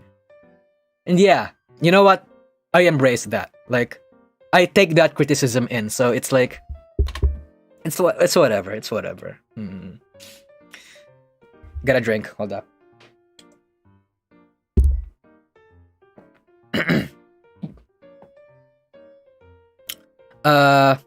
Next. Hello, Depressed Nosagi. Is there any reason why you like armpit, and when did you awaken this fetish? I blame Hatsune Miku for this. I don't necessarily love all armpits, chat. Like, there's this trend among artists where they make armpits basically a second vagina. Like, you've seen these armpit arts where the armpits are all slubbery and weird, and it's like really moist. And when I see that kind of shit, chat, I barf inside, because it's like, why is it a second vagina? That's gonna smell so. Why is it that wet? Right? Like, I hate that. Fucking give me normal armpits, dude. I don't know why I like it though. I like it in anime. But in real people, it doesn't really turn me on. Shoulders are like good though. Yeah. Yeah, Miko's armpit is so juicy. 100%, dude. Fucking 100%. It's weird. It's weird. Literally, before this, I was talking about the complications of the VTuber industry and why collabing is this very flexible, complicated thing that's not easily navigable, and then I talk about armpits. What the fuck? Yeah. I feel like I joined the stream at a bad time. No. You're fine. You're good. Next one. When do you think Holo EN will come with a Gen 3? Probably next week. Probably next week. Because Cover Corp has this thing where they always debut their talents on November and December. I shit you not. They're gonna debut them close to when Nijisanji will debut another wave. I assure you. I don't have like insider knowledge, chat. A lot of people seem to think I have that, but I don't. I don't have insider knowledge. Everything that I say, everything that I'm saying, everything I'm predicting, these all come from what I personally know and the patterns that I've recognized. And if not, okay. And if not, okay. You know what? Let's someone clip this. You don't have to put this in any Clipper channel, but someone remember this. Someone remember this. If this doesn't happen, if Gen 3 doesn't come in the next 2 or 3 weeks, like before the new year starts, I don't know. What do you think, chat? What's a good punishment for me? Like Omega debut when? Okay, chat, look. Okay, I'm gonna talk about that later.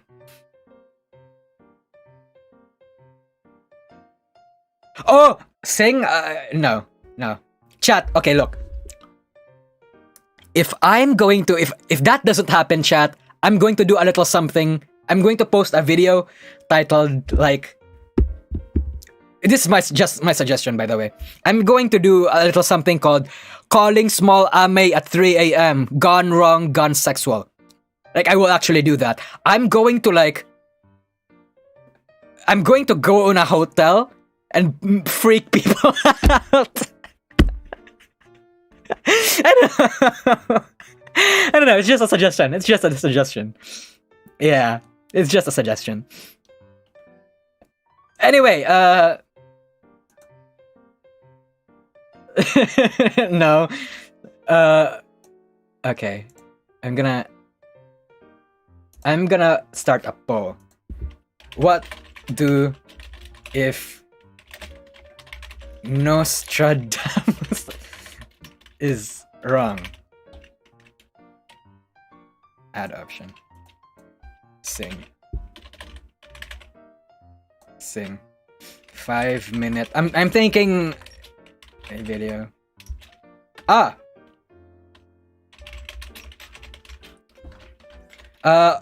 chat, how about I have a good idea. What if I will make a stream saying I want to have sex for 1 hour? What about that? What do you think? Chat? An entire stream where I just say sex for an hour. Okay, you know what? I'm gonna make a poll. What do if Nostradamus fails? Singing stream? Sex 1 hour stream? What are those other suggestions that I saw? Calling small ame at 3 a.m.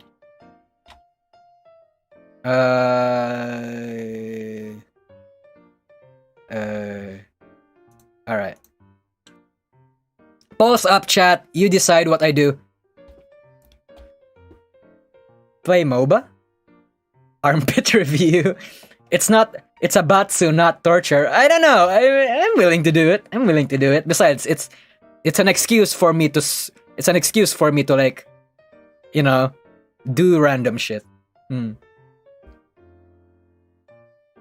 Play League for 24 hours? No.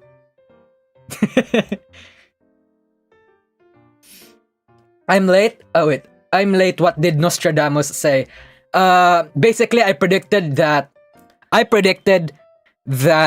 HoloLife's Gen 3 is going to release in the next couple weeks, before the year ends.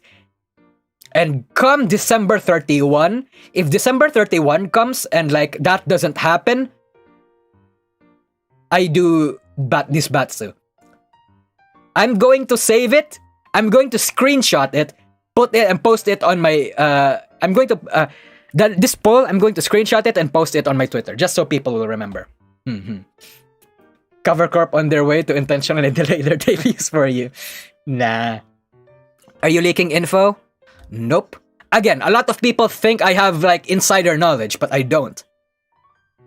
I wish I did. Probably gonna make my videos easier, but yeah, what can I do? Alright, the general consensus seems to be singing stream, but whatever. Whatever, chat, whatever. I mean, my voice sucks though, so... Anyway, as I was about to talk earlier. What was that? What was I talking about? Oh yeah, I was talking about Omega. Here's my rat about Omega, chat. You know when Omega said that like if she was a he or a she, and they said they said that they're a they. They said they're a they. Like they said that they were like gender fluid or something, or that they don't have genders. I think that's bullshit.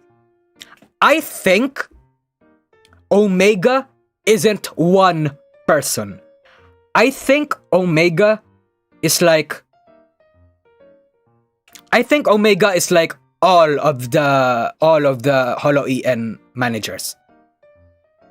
Because look, Omega's decisions in the past haven't made sense. A lot of people's Omega is a shared manager account. Yeah, that's it. Like I think my Omega is a shared manager account. Like they're not actually one person, they're multiple people. That's why they said they didn't have genders and why their decisions are inconsistent. On the top of my head, I can't name an example where that happened, but it did. Like, I can't remember right now, but maybe if I think for more, if I try to like scroll through my archives, maybe I will. But it's like, yeah, I really just think it's a shared manager account, chat. Omega is Legion. Yeah. I think that's the case. I really think so. I think that's why they can't debut it too. Because honestly, chat, look, you really think Cover Corp is dumb enough to hype up Omega like this and not debut them? Bullshit. Chat, even if like Omega was this like on the spot idea that they had, 100% Cover Corp would have like taken an audition from like a random VTuber and like made that VTuber fill in Omega's shoes. That would have happened. Like, you know what happened to Nodoka or like Achan? They would have done that if they had that chance. But I imagine maybe the Holo-EN managers aren't good entertainers, so maybe they weren't able to do that. But 100%, if they'd have someone, they would have done it. But they didn't. So that's why I think it really is just a shared manager account. A bit of a waste for such an amazing design to get unused. Exactly. Fucking exactly. Alright, I'm gonna take the screenshot. I'm gonna post it to Twitter. Someone remind me in like December 30 that someone remind me on December 30 that if this fails. But if this actually happens, chat, if there's gonna be a Holo-EN Gen 3 and even a Niji Sanji new wave come December, here's what I'm gonna do. One of you motherfuckers are gonna give me money as a Christmas gift. Yeah. Actually, no, I don't want that. I'm greedy, but I'm not that greedy. Actually, you know what? Maybe. Yeah.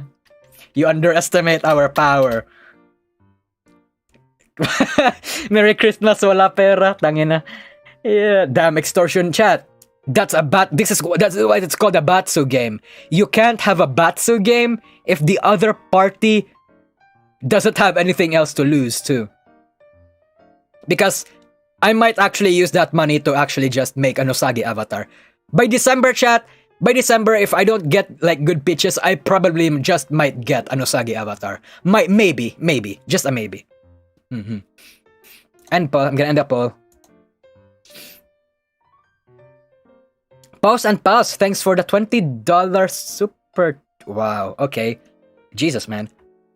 Pause and Pause, are you a member? Talk to me, dude. Talk to me. Are you a member? I feel like if you're not a member already, I have some interesting shit in my membership. So I feel like if you're tossing that super chat as a if you're tossing that money in as a super chat, I think it's maybe worth your while if you just join my membership instead. Like, I feel bad taking money and you don't get anything in return.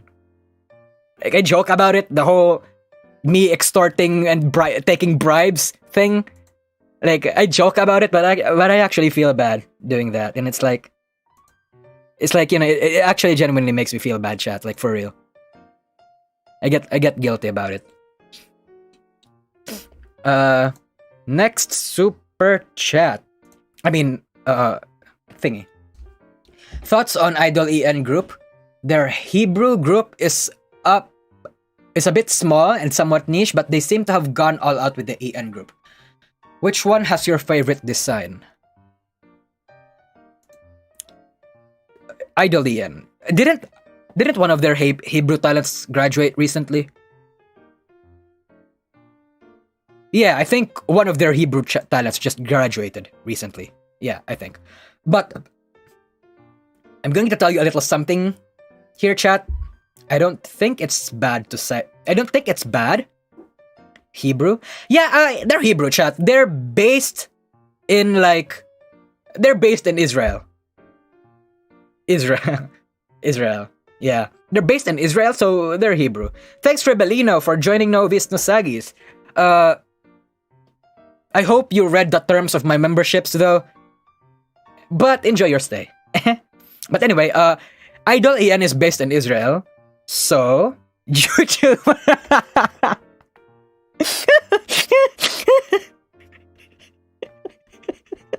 YouTubers.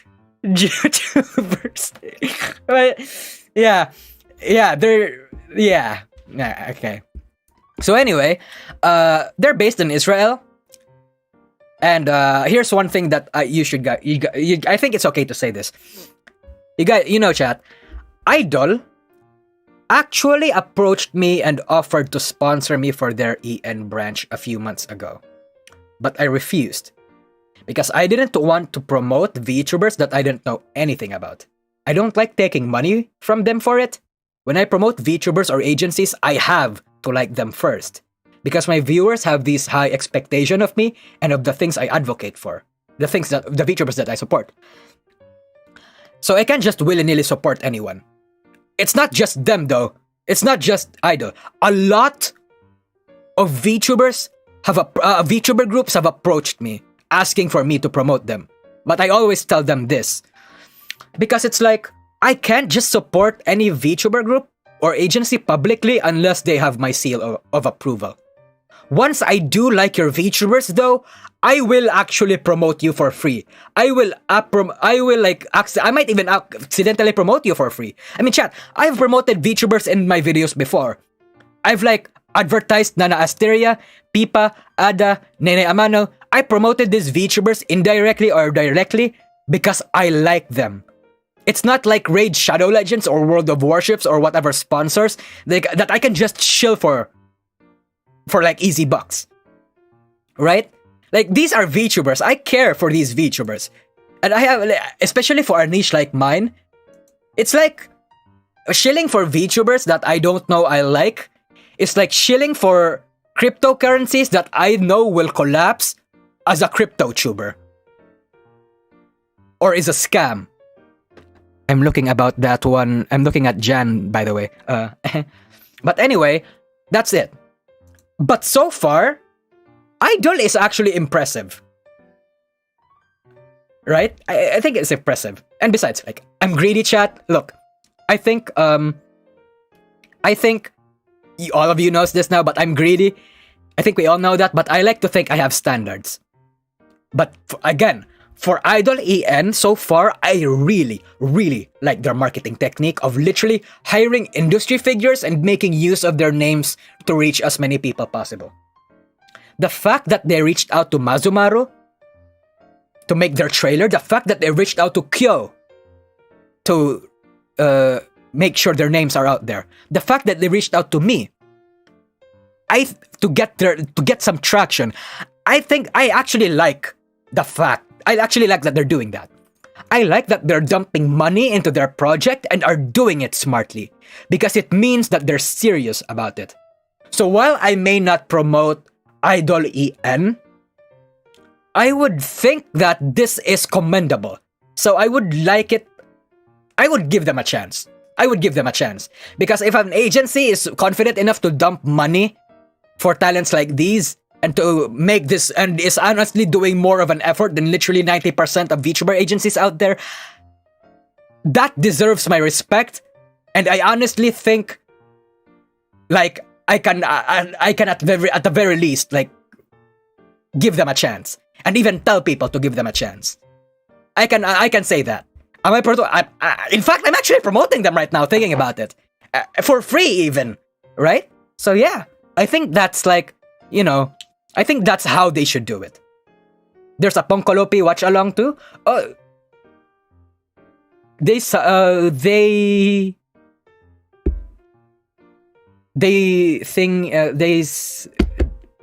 Ponkolopi. I really like Ponkolopi, by the way. She's weird, but the good kind of weird. Pause and pause. Again, thanks for the super chat. Do not feel bad about anything. You always take care not to negatively affect the people you cover in the industry where the secrets are built in. And chat, no singing until the day of prophecy, and then he suffers for lying.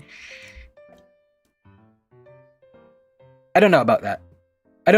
Okay, chat, I have...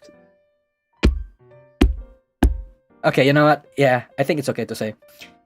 I have hurt people in the VTuber industry just by talking about them. Not even talking about them, just by mentioning, like, or putting their faces in a B-roll. I have. And I do feel bad for doing that, genuinely. Because here's the thing, right? Here's the thing about being a commentary YouTuber or whatever. You're going to hurt people. The things that you cover, there are things that people will not want you to cover. But I think they're still important in covering, because who the fuck learns from what happens in history if no one talks about them, right? Like, the whole toxic positivity and enforcement thing in the VTuber industry is something I hate, chat. I hate the fact that we can't criticize a VTuber. We can't criticize a group. We can't, like, talk shit about anyone in a constructive way. We can't do that, because we immediately get, like missiled in. I hate the fact that there's that culture. I hate the fact that I can't say Kali's new song "I'm Greedy" is actually fucking bad. Like, I hate the fact that I can't say that. I mean, I just did, but if I did that, I'd be cancelled. Like discourse in the industry, in the community, is weird. I hate that we're just a circle jerk. Yeah, if you're not gonna do it, nobody ever will. Yeah, exactly. It's like, there are VTubers that suck. There are VTubers that don't have good entertainment skills. There are VTubers that suck at singing. There are VTubers that have posted mostly terrible songs. I'm not gonna name who, but there are VTubers like that. And I hate the fact that we can't tell them, hey, your song actually sucked, but I hope you do better in your next one. I hate that we can't do that. I fucking hate it. We're literally nowhere different from the K-pop community in that regard. We're just toxic positivity all around. Jesus. I think part of the that goes into people shutting down critics is that VTubers is pure escapism. People don't like being reminded their chosen escape isn't perfect. I think that's part of it, yeah. I think that's part of it, yeah. Like,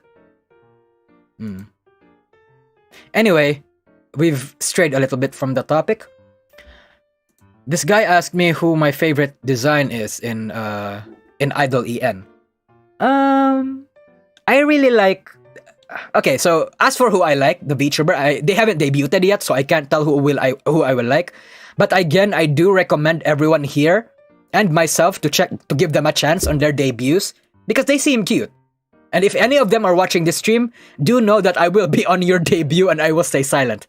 See how you guys will fare. Because your explosive intro into the VTuber scene is noteworthy, considering most VTuber debuts, even in agencies, are usually weak. But they got in hard, despite not being a big corpo agency, and I think that's a bit promising.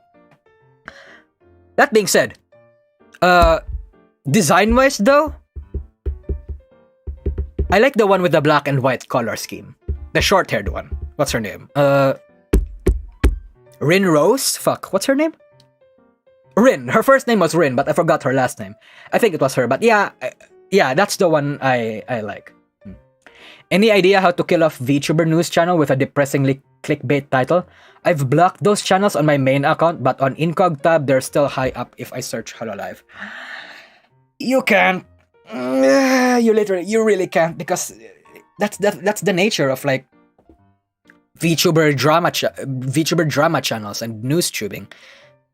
Sometimes, well, not even sometimes, always there's going to be clickbait, because even if you hate them, Rin Penrose, that's her name. Anyway, even if you hate them, there's going to be 10 more that will click on it. Like people say that they hate Hero Hey or Rave Says Desu, right? And I don't personally hate them, but I can see why they hate them. But why does Hero Hey have like 100k a video or whatever?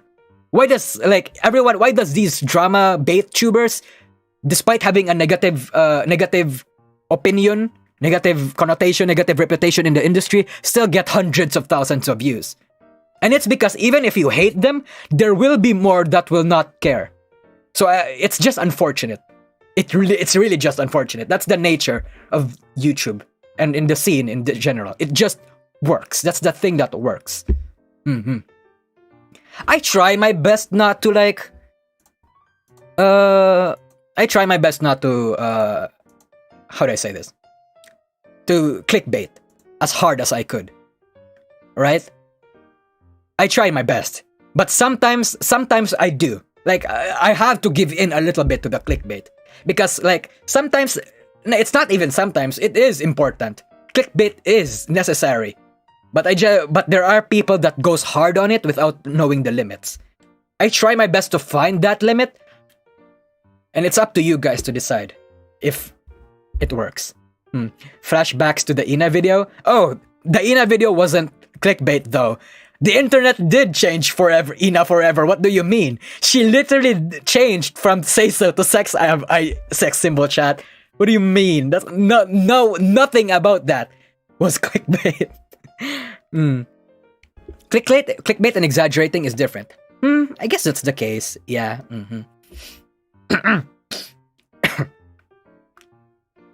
Question: can you elaborate on why you think I'm greedy is bad? I'm not really a music expert. That's the thing. So like, I can't exactly point out why a music is bad. It's just that sometimes there are parts about it you don't like. Like for example, like, right? Mera Mera. Kalayo Pimari. Mera Mera. I didn't like it. I did not like Mera Mera. It was the tune was catchy. Like going like Middle Eastern, Egyptian, Oriental in the background beats or whatever. That went in hard. But I just didn't like the overall song. I just didn't. Let's Get It Started, for example. And even like if there are an EG fans here, Let's Get It Started, for example, and what was Luxium's Jazz on the Clock.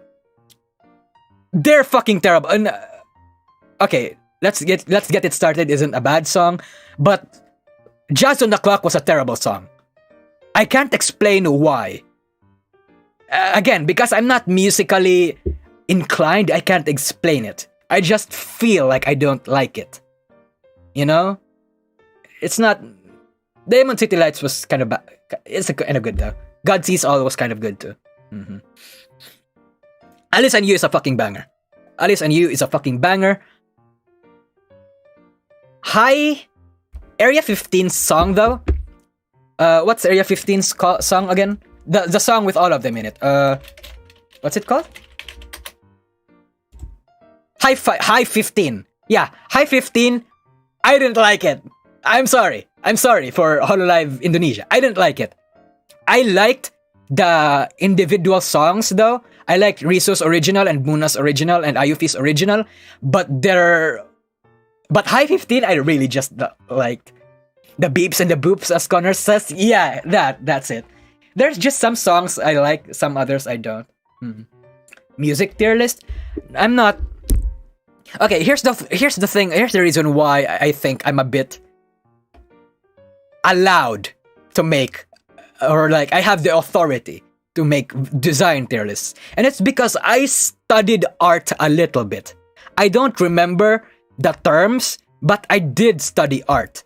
I know what the elements and aspects of art are, but I can't exactly name them. But I can't do music tier lists because I don't know anything about music. It's honestly gonna get me cancelled. Like, holy shit. It actually will. Music is too subjective? Yeah, music is actually honestly too subjective. Like, art you can break down to a science.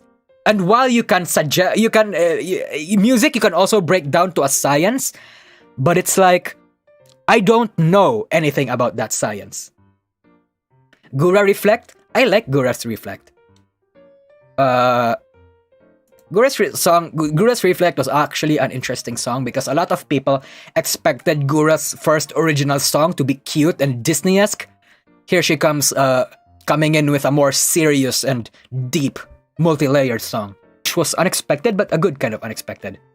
Identity? No, not Identity. Identity was fine, but I wasn't impressed by it. Area 15. Oh, High 15. Yeah, High 15. High 15. That song. I didn't like it. Ina Violet. Ina's Violet, okay. I actually like Ina's Violet, but I feel like it didn't reach the emotional... It wasn't as emotional as I feel like it could have been, or it should have been. Like, Violet was a good song, but I feel like it didn't climax hard enough. Right? I feel I don't know about that. I don't know if people necessarily will agree with me here, but yeah, that.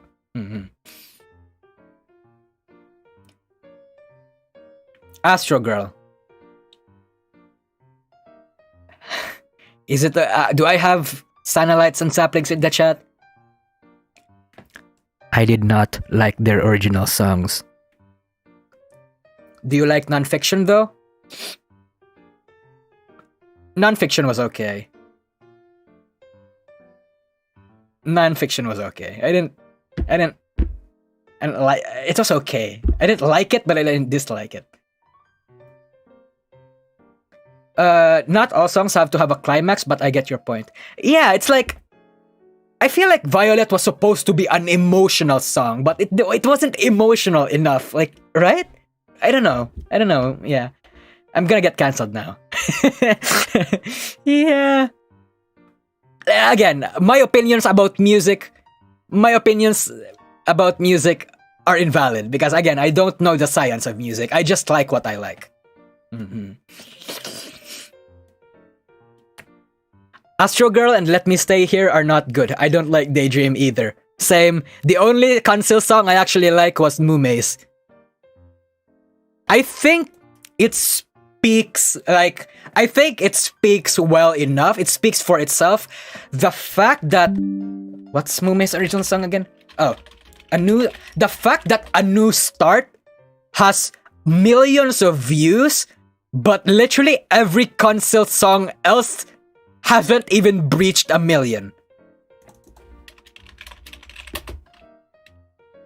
Crony, hold on. How much did Crony's? Okay, Crony's Daydream reached 1 million. But still, like, A New Start reached 3 million, which is massive. Massive. For, like, Play Dice, I also didn't like Play Dice. Play Dice... I don't know, I didn't like... I kinda didn't like Play Dice either. Like, it was catchy, but it was a weird, uncomfortable kind of catchy. It's because they are niche genres. Let Me Stay Here is a weird song, but goddamn if it isn't cute. Yeah, I agree, I agree that it's cute. Like, it's... Let Me Stay Here is so... Like, it's heart melty, but I wouldn't consider it good. Thank you, Nosagi. I was able to get into VTuber history and understanding thanks to your videos. Thank you so much. Thank you. All of Suisei songs, bangers. Absolutely bangers. Every single one of Suisei's songs, I loved. I haven't heard all of her covers, but all of her originals were fucking bangers, chat. Like, did you know Next Color Planet was actually one of the songs that she took the longest to make. It was supposed to be her official entry Hololive song, but it was still a fucking God, Suisei is such a fucking... see, this is why I fucking love Suisei again. This is why I think she's literally peak virtual idol. She just is. You like certain songs based on how personal it is to the VTuber? Not every song. There are personal songs that are not necessarily personal. There are songs that are personal to the VTubers, but I don't necessarily like. I don't want to name which ones because, again, I'm gonna get cancelled. But yeah, I think, like, that's not necessarily the case. Like, if you ask me, like, my song by Watame. My song by Watame is her most personal song. Right? But, my favorite music from Watame actually is, fuck, I forgot the Japanese title. Fuck, what's the... No, I forgot the English name, I mean. Yeah, but it's personal. But suffice to say, personal connection to the VTuber is not necessarily my biggest factor. I My Chocolate. I My Chocolate was actually... I My Chocolate I liked, but I didn't like it as my song. My song was okay. I didn't like it as much, but I didn't like my song as much, but Watame's voice was an absolute banger. Even a bad Suisei song is better than an overall average good song. True! Like, okay, what's the song where Suisei talks about parasocialism? The song where she was, like, being sexy. Fuck. Template. Yeah, Template. Template, I think, was her weakest song, but it wasn't even a bad song. It was still a fucking banger. I think Template was her weakest song, but it's still a fucking banger. Watame Lullaby helped me get through studying and fall asleep. Without the song, I wouldn't have good grades. Chat, without Watame's voice, I would be dead. Not literally dead, but like... I don't know if I've said this a lot before, but Watame was a really important VTuber in my life, chat. At one point, I needed Watame to sleep. I did. I would like wear my headphones and just put out like a Watame Night Fever stream or something and just fall asleep. I don't know if that's extremely parasocial or not, but it's like, you know, it's like, it's weird. It's weird. Pause and Pulse, thank you for super chat. Honest question. Opinion on Watame's factory chant. Watame shinyo. Watame, watame, watame kojo. Banger. 100% banger. Axezelot, thanks for the super chat. To be honest, the best song is Amelia's Pururin. From her Holofest, right? It was okay. It was okay. I'm gonna be honest here, chat. Look. I'm gonna be honest here, chat. In Holofest, the weakest performance was Kali's. And it's weird. It's weird why Kiara... It's not actually weird. But it's like, it's weird how the most hyped Holo EN member had the weakest performance. But the least hyped Holo EN member had the strongest performance. Kiara's performance on Holofest was actually the best. In Holo EN. Objectively, I would think. But it's like, Kali's was the weakest for some reason. And I feel like it's because her rapping, her style... Kali is a rapper, right? I feel like her movement, her rapping movement was not exactly compatible. Or it doesn't really fit the song she was singing and the general environment. The clash of style? Yeah, the clash of style, exactly. Yeah.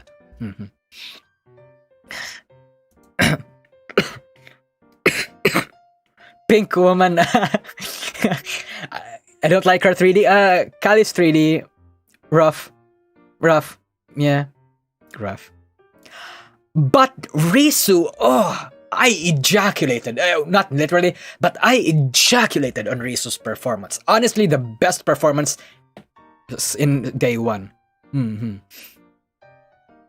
Kiara's not supposed to be the weakest. She's pretty good and trained. Kiara hasn't done her shit for a decade. Well, not 7 years more exactly, but nope. Yep, it's 8-9 years. So it's it's weird. Yeah, I would argue that she still got it in her, but it's Okay. That's enough talking about, that part of VTubing. Hold on. There are still marshmallows that I didn't answer. I feel like I'm just gonna put them on chat. I am probably gonna... Okay.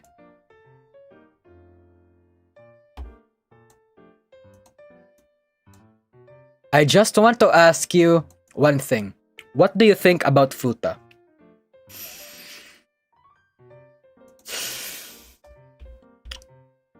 Futa. It's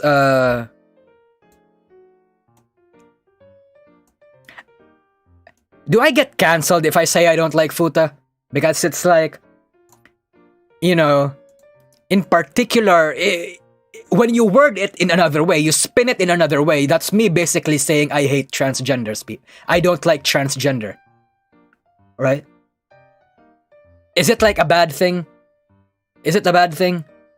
Because I don't really like Futa. It ruins the mood for me. Yeah. Right? Futa is an acquired taste? Probably. I think you'd need to actually consume a lot of Futa stuff to actually appreciate it though. Futa does not equal trans, in my opinion. Yeah, I don't think so too. But it's I've seen a lot of people get accused for that kind of shit. It's weird. It's weird. Are you going to Holofest this year? I'm not sure. We have a Holofest next year? Oh, chat, here's the thing. Okay. Back in my early career, someone gave me $100 to give out to go to Holofest. Someone gave me $100 in PayPal me Holofest money. And I was really thankful. I cried at that chat. This was when back I still had 12k subscribers.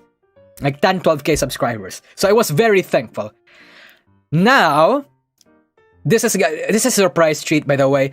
I plan to also give away Holofest tickets Like, also give like $100 to like 10 people. I want to share the blessing I got. Because if that one gigachad made me happy, I also want to make people happy. So it's like, that's one of my early plans. So it's like, you know, I guess you guys are a bit informed now. It's gonna be a raffle though, so it's random. But it's like, chat, you have no idea how much I cried when I actually got to see Holofest. Like, I just did. Unfortunately, I couldn't attend also Nijifest because I was on Cosplay Mania. Like, unfortunate that it's Cosplay Mania and Nijifest happened at the same days. But it happens. It happens. But yeah, just one of my early plans that I'm leaking. Damn, I'm leaking a lot of things in this stream right now, but yeah. Next question. If there is a next VTuber boom, what do you think will be the catalyst of it? The last VTuber boom was Loxium. I don't know if like, okay. I don't know if you guys would consider that a VTuber boom, but I do. Because it's basically the founding of a new fan base. It was smaller, yeah. It was smaller than Myth, but it was still a VTuber boom. In its own small way. But if there was going to be a next VTuber boom, 100% it will be Latin America related. Well, I think so. Because the fact of the matter is, chat, like, small VTuber booms happen all the time. I would argue, like, there's even an argument that what Kobo did in Indonesia was a VTuber boom in of itself. I think, like, what Kobo did in Indonesia, that's kind of a VTuber boom when you think about it. Holo Brazil will be a shitfest of biblical proportions, chat. So much toxicity, but a fun kind of toxicity. I feel like if that's gonna happen though, 100% Latin American, Latinos are going to be the cause of it. 100%.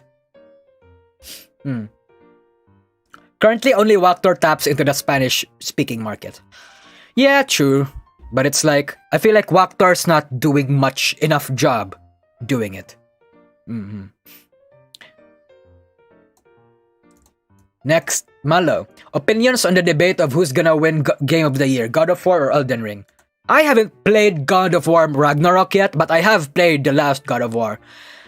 I've only played Elden Ring. And so far, fucking loved Elden Ring. Sunk 200 hours into it. I fucking love it. As a Latam bro, say please. Oh, okay, wait. As a Latin America bro, is say please. No, people here is extra cringe. Yeah, Filipinos are too, but it's like, you know, at least Latin Americano bros, they're like profitable. Yeah. Elden Ring sweeps? I don't know. It's like, I have heard a lot of good things from God of War. God of War's intro was powerful. Have you seen the fight, the Thor and Kratos battle? That shit was hype as shit. That was epic. So there's a contention that it might be God of War between God of War and Elden Ring. If it's not those people, if it's not those things, maybe Kirby. Kirby underrated, underplayed, underpopular.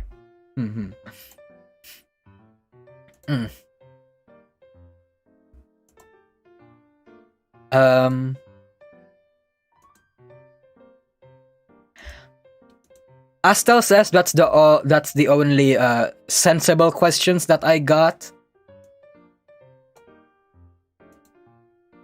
So, I guess that's all. I guess it's all marshmallows. Astel, what do you mean? Astel is a mod, by the way. Don't worry. What do you mean? Is this all the marshmallow I have? Marshmallow is still okay, marshmallow is still not working, so it's like, I don't know. Where's my question? What was your question, Panopticon? Like, again, I'm not the one managing this. I had a friend manage this. So I don't. It's all like anonymous too. So you know, I can't know. You might as well just put your comments out, put your questions in the chat though. I can just answer your stuff right now.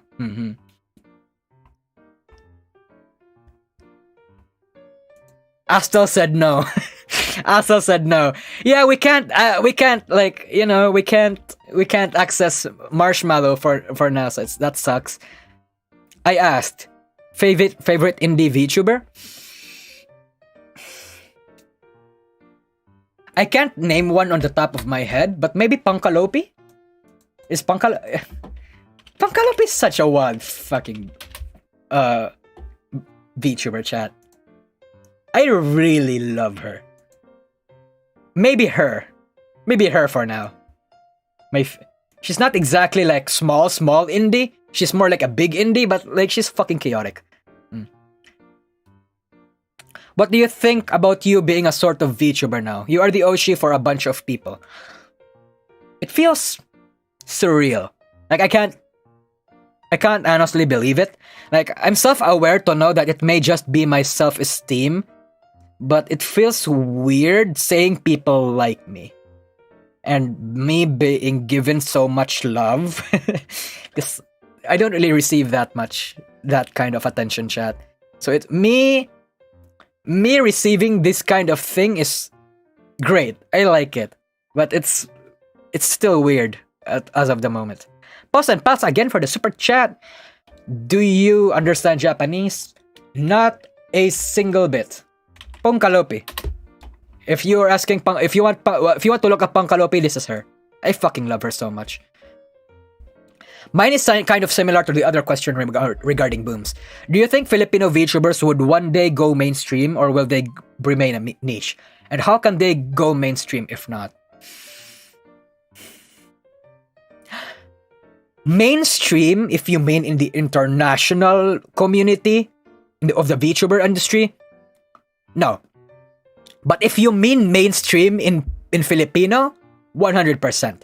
Like, you can be a big Filipino VTuber if you cater to normies here. But the question is, do you actually want to cater to normies here?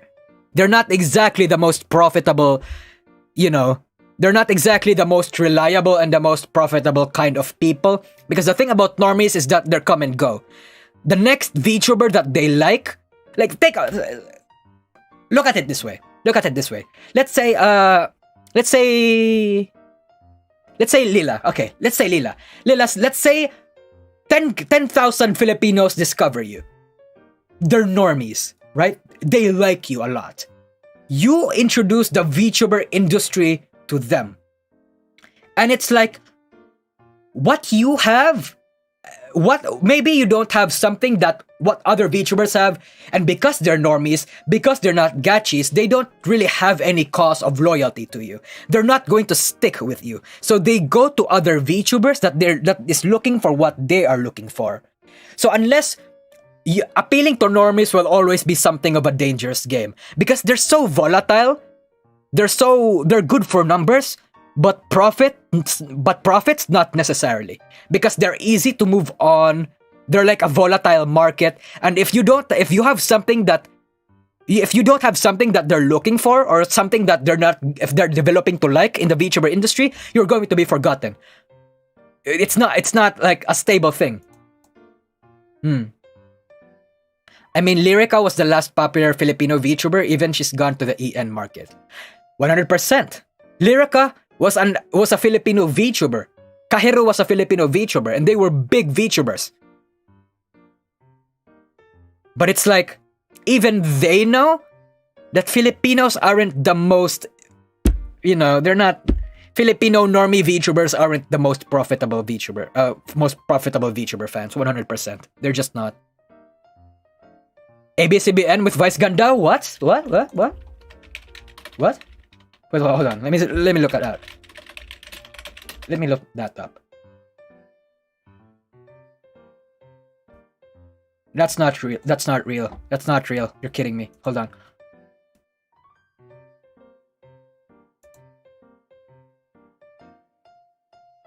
Nothing's coming up, so I don't know. But I would argue Lyrica wasn't the last popular Filipino VTuber. It was Yaxi before Yaxi committed career suicide by graduate baiting. So yeah. You really searched it? Yeah, I did. I was like, no fucking way.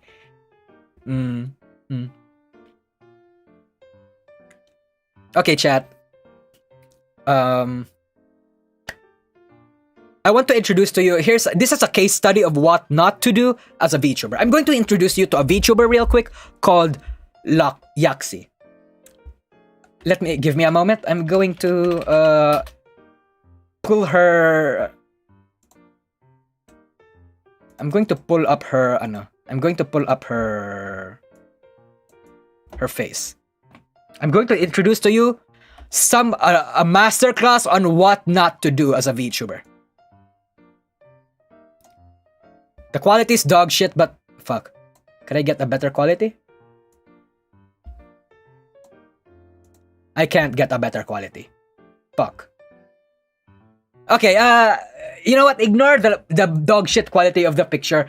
But that person you see right there, that's a popular Filipino VTuber called Yaxi Latte. She committed career suicide. She has a good character design, of course she does. But she used to be a say-so VTuber. She was a say-so VTuber with say-so niche. But it's like, one day, she thought it was a good idea to basically graduate bait. Graduate baiting is basically when people pretend to graduate in the VTuber community just so it creates panic, it creates like news headlines, stuff like that. It creates hype, it creates tension, it creates viewers. She did that. You know how she did that? She wiped her social media clean. Her Discord was in shambles. Everything. She did everything. People thought she was in danger, or people thought she was like suffering the same thing that Amatsuka Oto suffered, where a company basically pulled out all her assets and made her stop. Like, literally that happened. Then, turns out, a couple weeks later, no. She was just having a redesign. Outstanding move. And people did not like that. People did not like that. People were relieved. Yes, there was a fair bit of people that were relieved. But there was a handful, her gachis, her most loyal fan bases, they just stopped. They lost interest in this girl because people thought she was graduating. So they just lost interest. Some people didn't bother checking up if she actually graduated or not, but some people just left because this was unacceptable. Axie had nothing that was interesting about her anymore. She redebuted as a lewd girl. From this say-so girl, she rebranded herself into a lewd girl that had like Kumerbait character design, let's be honest. And after that, she just bled viewers and subscribers. She created, like... You get what I mean, right? Doing this kind of thing, it's like faking your own death, exactly. It's like faking your own death. This kind of shit is bad. Don't do that. Like, holy shit. Is this image before or after redesign? This is after redesign. I'm going to show you the old model real quick.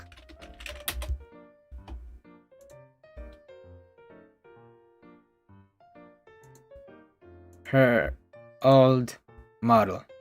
Can I pull out? I don't like the fact that OBS doesn't take WebPs. Okay, this is her old model. Her new model. I mean, her new model is actually like this, like lewd mommy. But her original model was a lolly. Fuck, I hate how everything is a web B now. Why is everything a web B now? Why is everything... It sucks. It sucks. You know what? I'm just gonna take a screenshot. And I'm going to... Boop. Boop. Boop. Bang. Okay, chat. This is her old model. This is her old model. A lolly girl. That's her old model. And again, I don't think that's what she did. What she did in terms of like redesigning and like changing yourself for content. Not bad. It's not bad. It's just it's not necessarily a bad thing. But again, graduate baiting is never a good thing. So it's like, you know, for old Yak Axolotl fans, hey, I bet you missed her. I bet you fucking missed her. Yeah. It's just weird. She could have been a great VTuber, chat. Honestly. Like, if she just didn't... You know, if she just didn't do what she did... If only she, like... If only she... How do I even... This is why... This is the saying... This is why I... Okay, sorry. I'm mixing my words up a bit here. This is why when you become a VTuber, you don't put up fake personalities. You can make up all the fake, you know, kayfabes you want, but as long as you don't fake your personality, you're true to yourself. You can have a fake kayfabe, but as long as you're true to yourself, you won't have any problem. Because if you change yourself like this, chat, to such a drastic measure, that's not gonna look good. Because people are gonna have their first impressions on you. If you're a lewd girl, you're a lewd girl forever. But breaking people's expectations is something that's not gonna, you know, go well.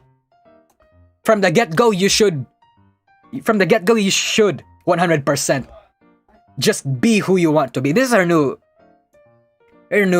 model, by the way. Oh, chat's lost. Where's chat? Chat. Okay, here's chat.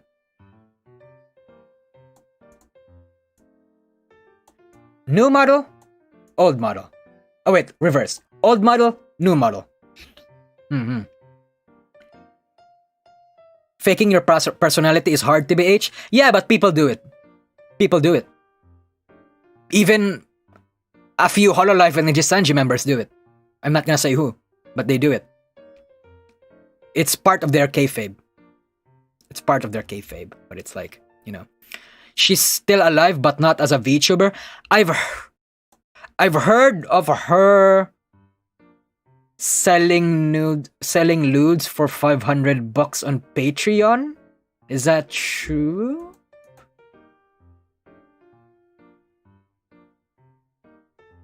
I don't know if that's true or not. But I don't blame her. Like, I don't blame her for resorting to that kind of measures, chat. Like, I don't really care if VTubers like sell their nudes or whatever. Like, I think you can do whatever you want. I'm not gonna judge you. You go make that bag. I mean, but I think it's just unfortunate how she lost her career just because she graduated baited. $500. Yep, $500. $500. Not dollars, not pesos. Wait, no, not pesos, bucks. Dollars. OMG, where so I can avoid them? I don't know, chat. Again, I don't want to give her too much attention. Again, it's like, it's one of those things where talking about it might hurt her feelings, but it is a warning to aspiring VTubers out there. It just is.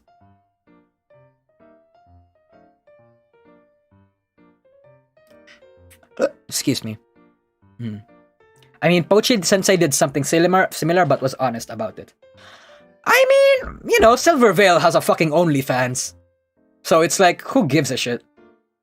If a Hololive VTuber or a Nijisanji VTuber starts their own Patreon, 100%, they're going to be making way more money than they get through Super Chats.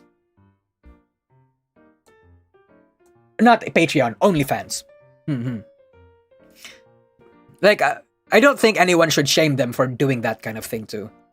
Like, chat, I grew up in an environment where I don't know if it's okay to say this. I grew up in an environment. Okay, I'm gonna be vague. I grew up in an environment where drastic measures had to be done just to survive. So it's why I don't really judge anyone for doing what they do in the internet. It's why I don't blame Vox for like Fujo baiting. I don't blame Russia for being parasocial. I don't blame anyone for doing what they do just to get money. My issue starts when it's already obvious that you have enough money, but you're just fucking greedy. So it's like, you know, it happens. It happens. How's OnlyFans these days? Still alive with no lewds? I don't know about that. I think they're still very healthy. I would 100% buy Kali or Crony's OnlyFans. Yeah, so would a lot of people. I wouldn't personally. I would buy good VTuber hentai. Animated hentai. Like I said, I posted on a lot of people. I declared to a lot of people that I would genuinely commission like hentai artists to make good VTuber hentai. Like, and I gave them a plot synopsis too. The plot synopsis was that a warrior was all on his last breath, and Calliope Mori was like taking the souls of the dead. This warrior was a virgin, wanted to lose her virginity, and like Calliope Mori grants him that one last wish. That was just the plot synopsis. That was I was gonna give to him. Then I'm not gonna tell which hentai animator, by the way. Then he told me what I was gonna pay. $20,000. $20,000 for a 10-minute video, not animation with Calliope Mori. And I'm like, fuck. It's a good, chat, it's a good, the hentai art animator I'm talking about was good. He makes bangers. But it's like, even I talked to other hentai artists, and while some had like lower prices, it's still very expensive. Like, do you know how much I earn a month, chat? I earn like $600 a month, $500 a month, which is like great, by the way, great. Especially since I live in the Philippines, and $500 is more than enough for like a monthly thing. But it's like, how am I gonna get that much money? So I had to apologize to the people that I was declaring that to.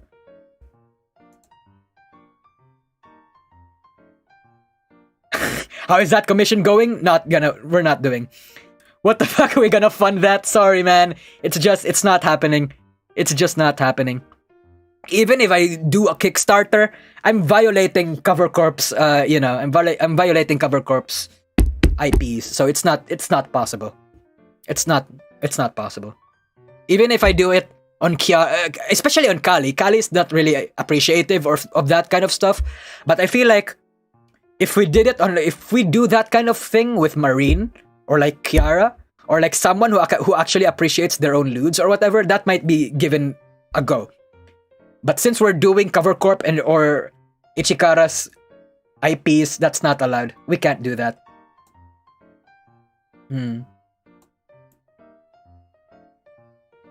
Wait, yes, I can. I'm not making money, right? Okay, wait.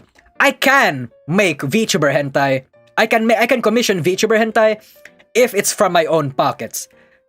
But if I am funding it, if I run a Kickstarter program or whatever, that's not allowed. Because technically, I would be making money for an IP that's not mine. So it's like, Juliana Benedicto, thanks for the super chat. Just dropping by. I like your vids and your streams. Arigatai. He's trying to find a loophole. Yeah. Unfortunately, the only loophole is that I have to fund it with my own money. And unfortunately, I do not have that kind of money. I mean, Sarue drew a rather spicy art of Gura, but never got in trouble for it. That's because she made it. She's not making money from that art. It's not like she's selling that, right? Yeah. Like, the thing about Cover Corp's terms is that you can't make not just Cover Corp, it's any color too. You can't make VTuber properties and make money from it.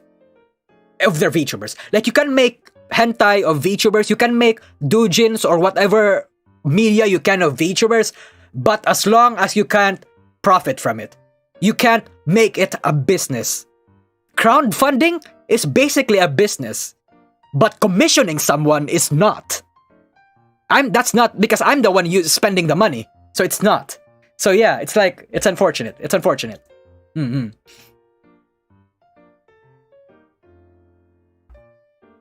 But actually, yeah, there's a lot of loopholes to go around that, chat. But they're the kind of loopholes that I don't have the power to do. So unfortunately, our VTuber hentai dreams are not going to come true. Many artists has made a profit on it as doujinshi. That's the thing.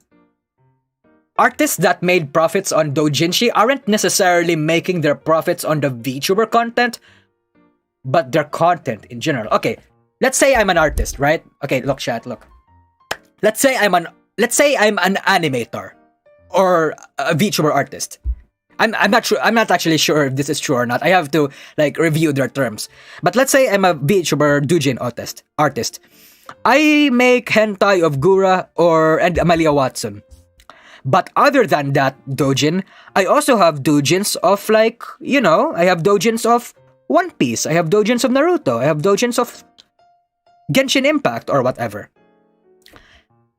I'm not making money from these doujins necessarily, but I have something in my page saying, if you want me to keep making content and if you want to support me, please consider subscribing.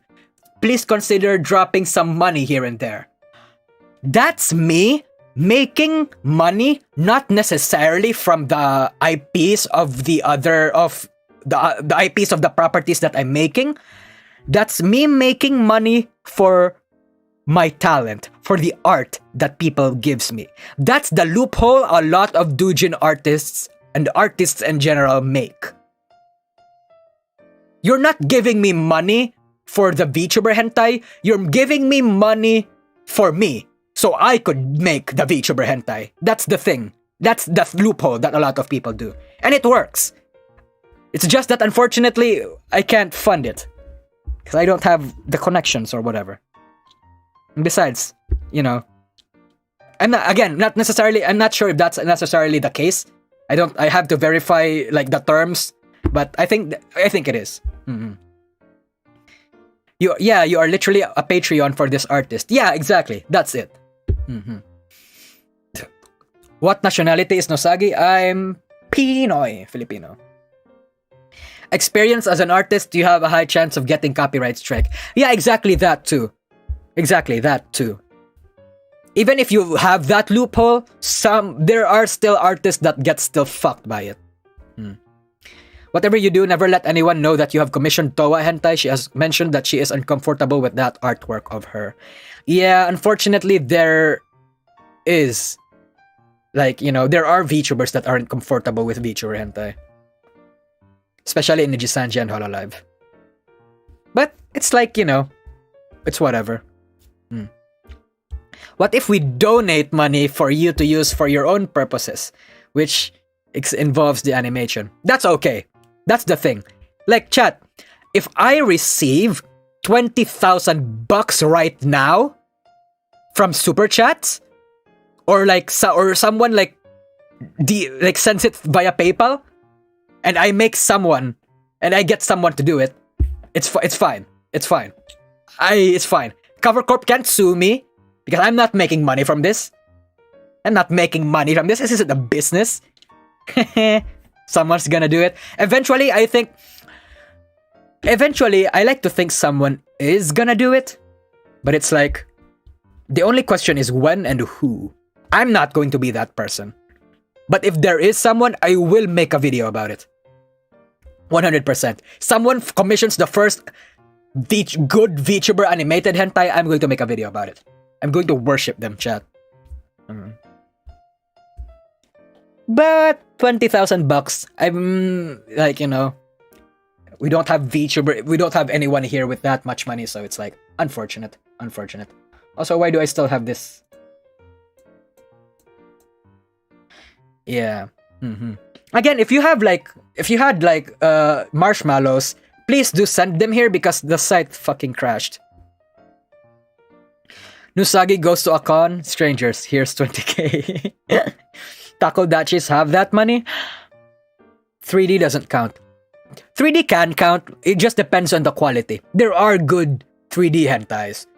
Like Shirakami? Nagu animations? Who else? Fuck, I forgot. Like, there are good animated hentais artists. Discalibrado, thanks for the super chat. Man's dropping names. Yeah, I know a lot of... Again, chat, I know a lot of artists because I used to be in the art community. I used to be an art dude. But it's like, I guess I just lost my passion for making art. I guess that was the same time I was in a really bad spot. So it's like, you know, it happens.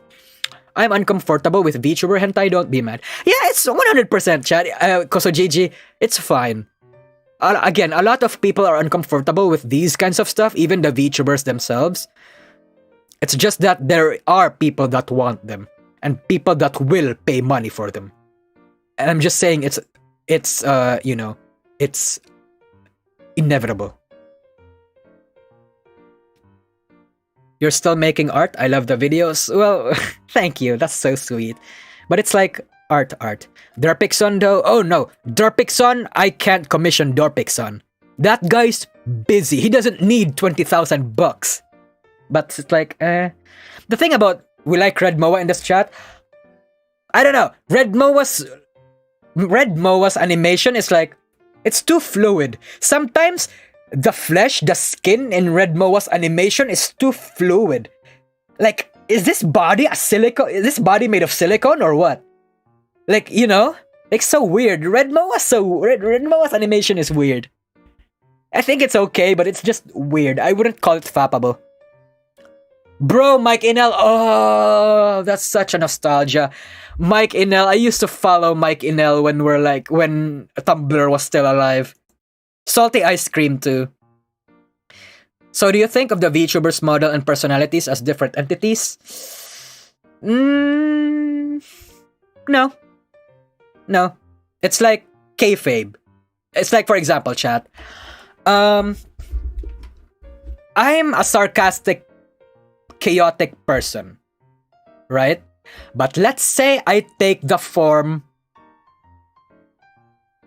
of a rabbit girl or whatever, right? I don't think they're necessarily great, and necessarily just different entities.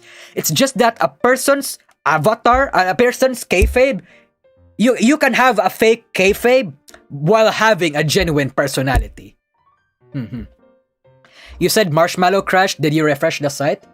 I checked like 30 minutes ago. Is it back now?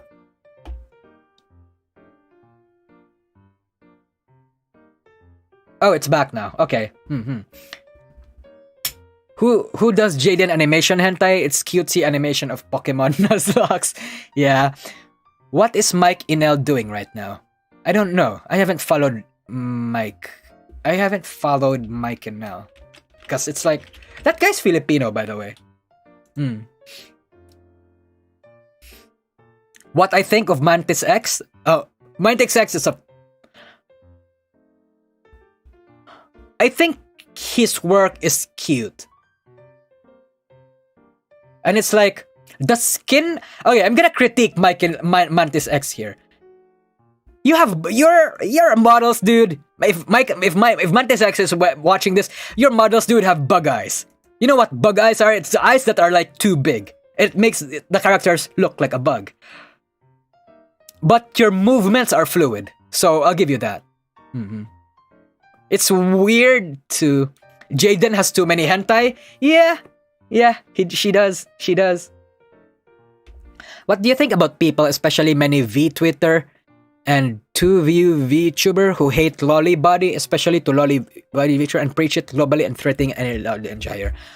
Oh, so you're referring to what I think about anti-lollicons? I think anti-lollicons are fucking cringe. Yeah, because...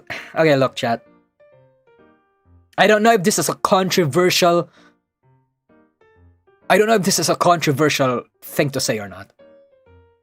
Lollies to me are basically short girls. Right? I think so. If lollies act like children, okay, that's weird. I can admit that's weird. But if lollies are basically just normal human beings but just have a petite short body, I don't think that's weird. I think liking lollies is that capacity is not weird.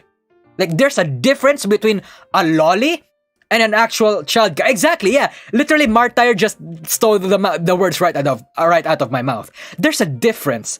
And I feel like a lot of people don't like to think that difference exists. A lot of people just like to generalize a lot of things.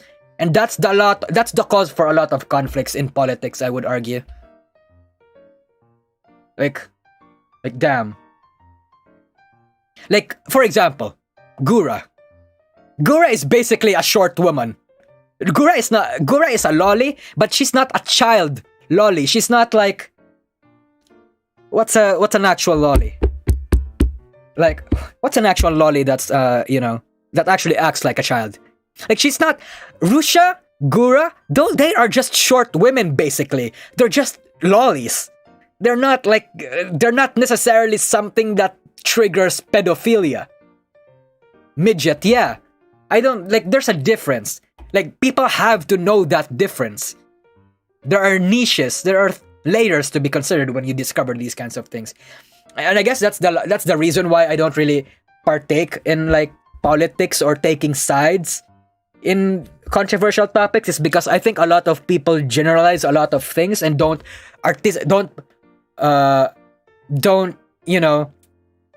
consider the subtle nuances of these kinds of things, right?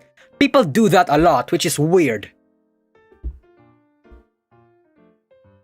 Okay, you forced my hand, so here it is in a super chat form. Have you thought about your super awful Okayo isn't sex hot take enough to recant?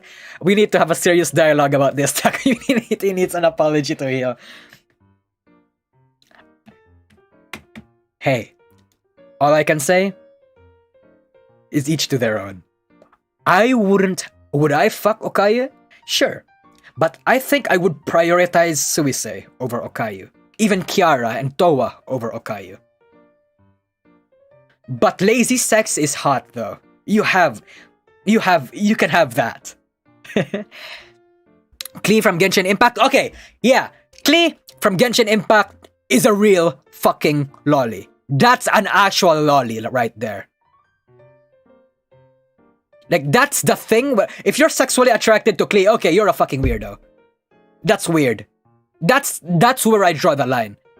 If the lolly is an actual child, or like acts childish, that's bordering on pedophilia. But if they're just normal women, just short, just looks like a child, I would argue you probably have an issue. Like, you're basically pretending, I hate short women because they trigger pedophilia. Like, you're basically you're against short women at that point.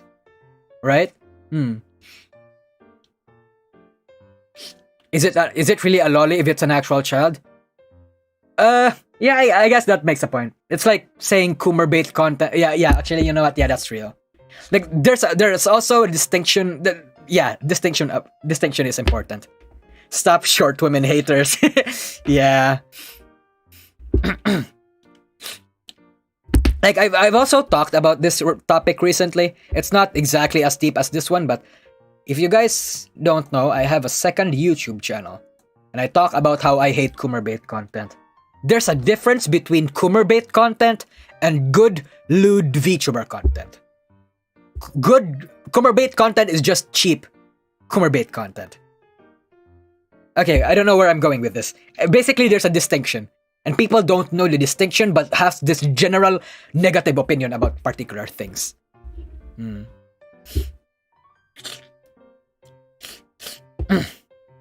Matsuri loves all kinds of lolly, especially the child ones. Of course she does. It's Matsuri. There's also something to be... I watched that yesterday. You're good at Apex. Bro, that was silver. My enemies just suck. What's the difference between Coomerbait content and lewd content? Okay, lewd content doesn't necessarily have to be bad. Coomerbait content, from the word itself, appeals to Coomers. And Coomers come at literally everything. Everything depicting human skin. Coomerbait content is cheap and like not good. It's just like the whole 02 thing where like those VTubers sway their hips left and right and they just get a mocap or what? Oh, not mocap. Like they just get an MMD or whatever and just do that. That's Coomerbait content. That's Coomerbait. That Coomerbait content is lewd VTuber content that's just bad and lazy and is made for Coomers, for literally anyone who ejaculates to anything. Good lewd VTuber content is a good VTuber content that has style in it. Think Marine literally has an entire 60 FPS, not 30 FPS animated song about sex. Basically, Shy Lily. That's good VTuber lewd content. Those are like good VTuber lewd content is good content. It's just good. Yeah, I'm sorry. Project Melody is also a good example of good VTuber lewd content. Sad Cat Dance is Coomerbait? I would think so too. Yeah. Like, I don't know if this is elitist or this is like, you know, I don't know if this is elitist or pretentious, but even in like porn or in lewd stuff, you have to be stylish about it. There has to be an art. There has to be like, you know, there has to be class in it. Basically. Coomerbait content does not have that. So if you're a lewd VTuber and it's like, if you want to do lewd content, make it good. Put some fucking effort in. We have standards. We're not fucking animals, chat, right? Yeah. Who the fuck has time to think about... who the fuck has time to think about time when they are nothing? Clearly, you have never seen a Shirakami hentai before. It's like Koikatsu. Have you guys seen a Koikatsu hentai before? Shit's designed for Coomers. The animation is subpar. The physics don't make sense. The dick leaked. The dick glitches out of like the tummy. God. It's so... They have their audiences, and that audience is for Coomers. I myself like Shirakami. Do you know who Shirakami is? Have you seen like those really good animated Genshin Impact hentai? Have you seen those, chat? That's Shirakami made that. Not Shirakami Fubuki. Shirakami with a double I. Shirakami. This animator makes fucking bangers. The 3D art one? Yeah, that one. That one. Like, look him up if you want to. His Genshin Impact hentai is fucking bangers. Like, holy shit, that guy makes good shit. That's a good hentai. Not these fucking Koikatsus or whatever. Vichineko? Okay, Vichineko's also kind of cool. Vichineko is actually kind of cool. The thing I don't like about Vichineko though is how weird his plots are. This guy cost 20k. It's not him that I approached, but I imagine I actually didn't even talk to Shirakami, but I imagine his commissions probably cost a lot.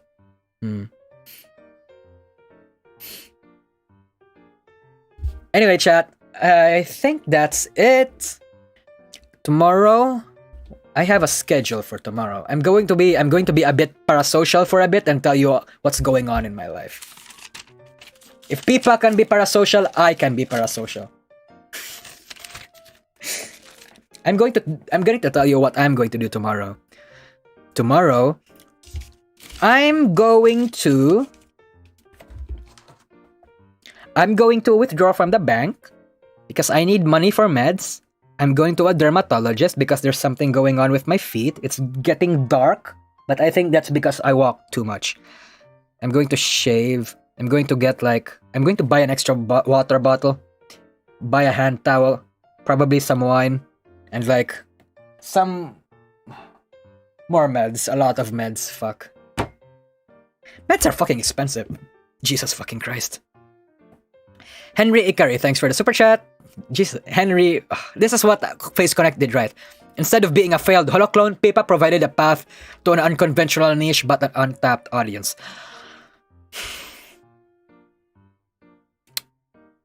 Henry, look, here's the thing. What Pipa's niche, great, right? She basically appeals to the niche, to the based niche VTuber audience. But if she goes too far into that niche, it's going to be problematic. Because the thing about based communities is that often they're unmoderated and often they go too far to the 4chan audience. Yeah, exactly. If Pipa goes too hard into the 4chan audience, it's only just going to be inevitable that there's going to be a lot of like racist, sexist stuff as jokes, quote unquote, there. That's gonna be swept under the rug. And if Pipa bonks his chat for it, chat's not gonna take it seriously.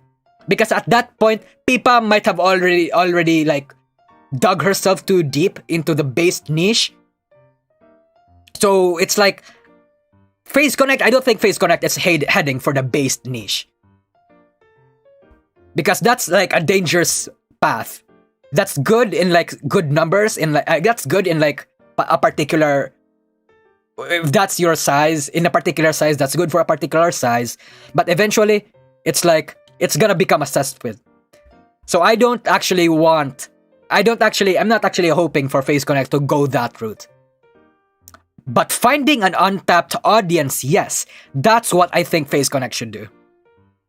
But I don't think it should be the 4chan audience. People literally had a breakdown over this. Yeah, that too. I'm not gonna talk much about that. It's a delicate dance, exactly. Yeah. Like, it's good that Pipa has his niche. It's good. It's good that she caters and she appeals to unconventional audiences. She's not doing that on purpose. It's just because Pipa's personality just attracts those kinds of people. That's not her fault. Oh, no, sorry. My pronouns get twisted out sometimes. But anyway, yeah. It's good that she has that audience. It's found her massive success. But Face Connect should not go deep into the 4chan audience. Pipa can go into that audience, but not everyone else. Besides, if like Pipa, if everyone else in Face Connect goes for that kind of audience, Pipa's market, the market that Pipa has, the audience that Pipa has is gonna be stretched too thin. So it's like, I understand. Okay, wow, I'm a businessman, Charot. Pero I understand why Sakana is like is scared of getting everyone to follow what Pipa is doing. I get it. It's because Sakana probably doesn't want everyone else to be just as quote unquote based as she is. They don't want to attract the same kind of attention eventually. Because those kinds of fan bases eventually just, they go to shit. Senzawa's, oh my god. Senzawa's audience is like a good example of this. It's when a based audience becomes too big for her herself to handle. Is it okay to talk about this? Oh wait, yeah, I'm just talking about Senzawa anyway. It's, you know. Anyway, I think it's okay because I'm not doxing anyone. Senzawa had a based audience, right, chat? She has. There was a Discord drama that happened when she debuted. There was a Discord drama that happened when she got inactive, and around June of 2020. You know what that was? It was because a lot of based, quote unquote, people, a lot of based people that took jokes a bit too far, to a point of saying a lot of like pedobaity, racist, and sexist things. And it's like, yeah, you can make the argument that those are just jokes. But think about it in like Senzawa's point of view. You have a crowd that's based. People saying like based jokes over and over again. Let's say a random outsider sees that shit, and sees that shit, they say these racist and stuff jokes, right? They see these kinds of jokes, and then they don't get the layer of irony. They don't understand the inside jokes that particular community has. What do they think? They think Senzawa's fans are racist. So, as such, Senzawa might actually be racist. Right? Like, it happens. Like, I understand, like, from a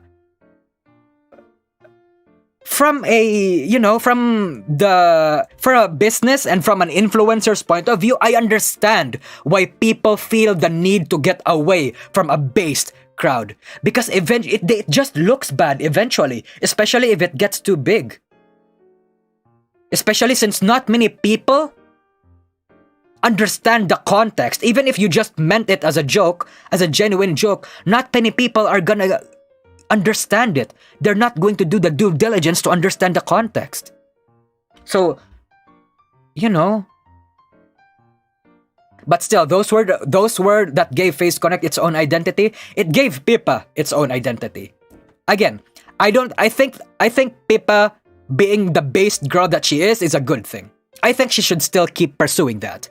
But I don't think anyone should force the entirety of Face Connect to follow in her shoes. I don't think they should follow. But I do agree that I don't think they should be a holoclone though. A Hololive clone though. They should 100%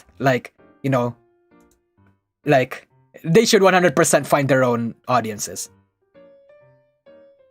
But again, it's like stuff like that is a slippery slope, and it's sad. It's sad. But Henry, look, I do understand where you're coming from, because I agree. Because I am like you in a sense that I like based stuff. I like based, a little offensive and dark jokes here and there. I like that kind of shit, Henry. I do 100%. I grew up in 4chan. Of course, I'd like that. But business-wise, that's not a good thing. Long term, that's not a good thing. It hurts thinking about it. 100% it hurts. That's why Senzawa's fans felt betrayed, right? That's why Nyanner's original audience felt betrayed about her leaving 4chan. Because that's just the reality of based communities, of based jokes. Not many people just understand it. It's not for the mainstream. And eventually, if someone gets big enough, they attract the mainstream. It becomes self-destructive. Yeah, exactly. Thanks for the super chat, by the way, Mirage. Hello, Depressed Usagi. I just want to say I'm grateful for your amazing videos. It has immensely helped me understand the VTuber landscape as someone new in the VTuber fandom. Truly, thank you. Thank you. Nyanners did the Pump drama, right? Yup. Principal Flame, thanks you for the super chat. I forgot the exact quote or rule, Poe's law, but in effect, constant ironic beliefs will attract those that genuinely hold those beliefs. True. Yeah, that's it. 100%. That's it. I just think that, but I do still think it's sad. It's sad that jokes like that, dark humor like that, is cursed to never really evolve into the mainstream. I can indulge and I can laugh at those kinds of jokes too, but it's not something that's not good for business. What do you think of Yuri baiting? I think it's just as bad as yaoi baiting. Yuri baiting, yeah, basically just idol culture. Yuri baits it's a very profitable thing in idol culture.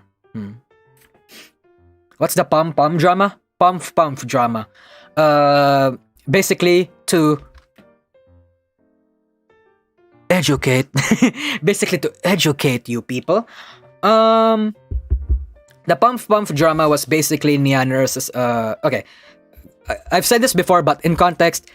Before Nyanners got into Twitch, Nyanners was a big 4chaner. She founded her popularity on the backs of 4chan. But she did a lot of racist. She said a lot of racist things. She said that she did a lot of based stuff, even like lolicon-esque stuff. But it's like, eventually she said, "Fuck that." Went to Tumblr. When she went to Tumblr, she abandoned her 4chan identity. She abandoned her identity in 4chan and she actively vilified it. She said, "Hey, I don't actually like the shit that I was doing and my old fans are creeps." Like she said something along those lines. And then her old fans, the 4chaners, saw this and was absolutely angry at it. And it's like, how could you? We raised you. Like, you were popular because of us and now you betrayed us, something like that, right? And then eventually they made the Pump song as like the symbol of Nyanners' quote-unquote hypocrisy. Because if you guys you can look it up on YouTube actually, just search Pump Nyanners. Pump was basically like a song talking about a lolly getting cream pied by Oni-chan or whatever. It's something that Nyanners call pedobaity right now. And it's like, to 4chan, that Pump is like the symbol of Nyanners' hypocrisy. And they're not letting her go with that.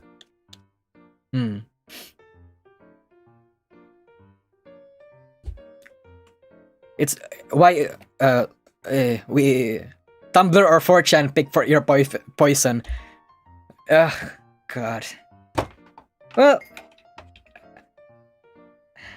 I don't know, chat. It feels like when you ask me that question, I know it's not a question. It's like, it's what's it called? But yeah, between Tumblr and 4chan, I'm actually quite glad I was raised in 4chan. Because I feel like I have a more realistic view of the world. I'm more cynical, but I'm not the doomer kind of cynical, but a careful kind. Yeah, I'm a 4chaner, but I'm not necessarily like throwing N-words everywhere. Like, I guess I got into 4chan. I got out of 4chan. Okay, like I'm a stable result of 4chan. Throwing old fans under the bus is still not good though the old fans saying that they raised her is pretty cringe too. Yeah, that's exactly it. As a historian, I can God, it's just calling myself a historian is cringe. But yeah, as someone who's seen what happened, I understood where both sides are coming from. And I understand why both sides were like pretty much wrong too. Didn't she use her Pepe? Didn't she use Pepe in her latest outfit reveal? I thought that came from 4chan. Pepe did come from 4chan. What made you step out of 4chan? I never stepped out of 4chan. I'm still in 4chan. I just don't post. But I'm just more disconnected from 4chan culture, I guess. Like, you know how 4chan is like racist and sexist? And it's like, I guess in Western terms, far right-leaning? Like, I don't have those mindsets, I guess. But, you know, 4chan is a cultural centerpiece in the internet. Like, you honestly can't debunk that. That's pretty much a fact. 4chan is an important and vital corner of the internet. No matter how much you hate 4chan, that's just truth. That's just truth. But yeah, what happens in 4chan stays in 4chan. Not necessarily the case all the time, but yeah. But I felt like I've talked for too long. Anyway, chat. I guess I'm gonna pass out now because I have a lot of meds to buy tomorrow. Yeah. Again, chat, thank you. I hope you guys had fun. Stream was a constant 300 viewers, so I guess that's good. That's like, I guess that tells me I did a good job maintaining my viewers here. So yeah. Thanks for the super chat. I believe I've read all of them, and arigatai for everyone talking to me. I had fun. Anyway, chat. Arigatai!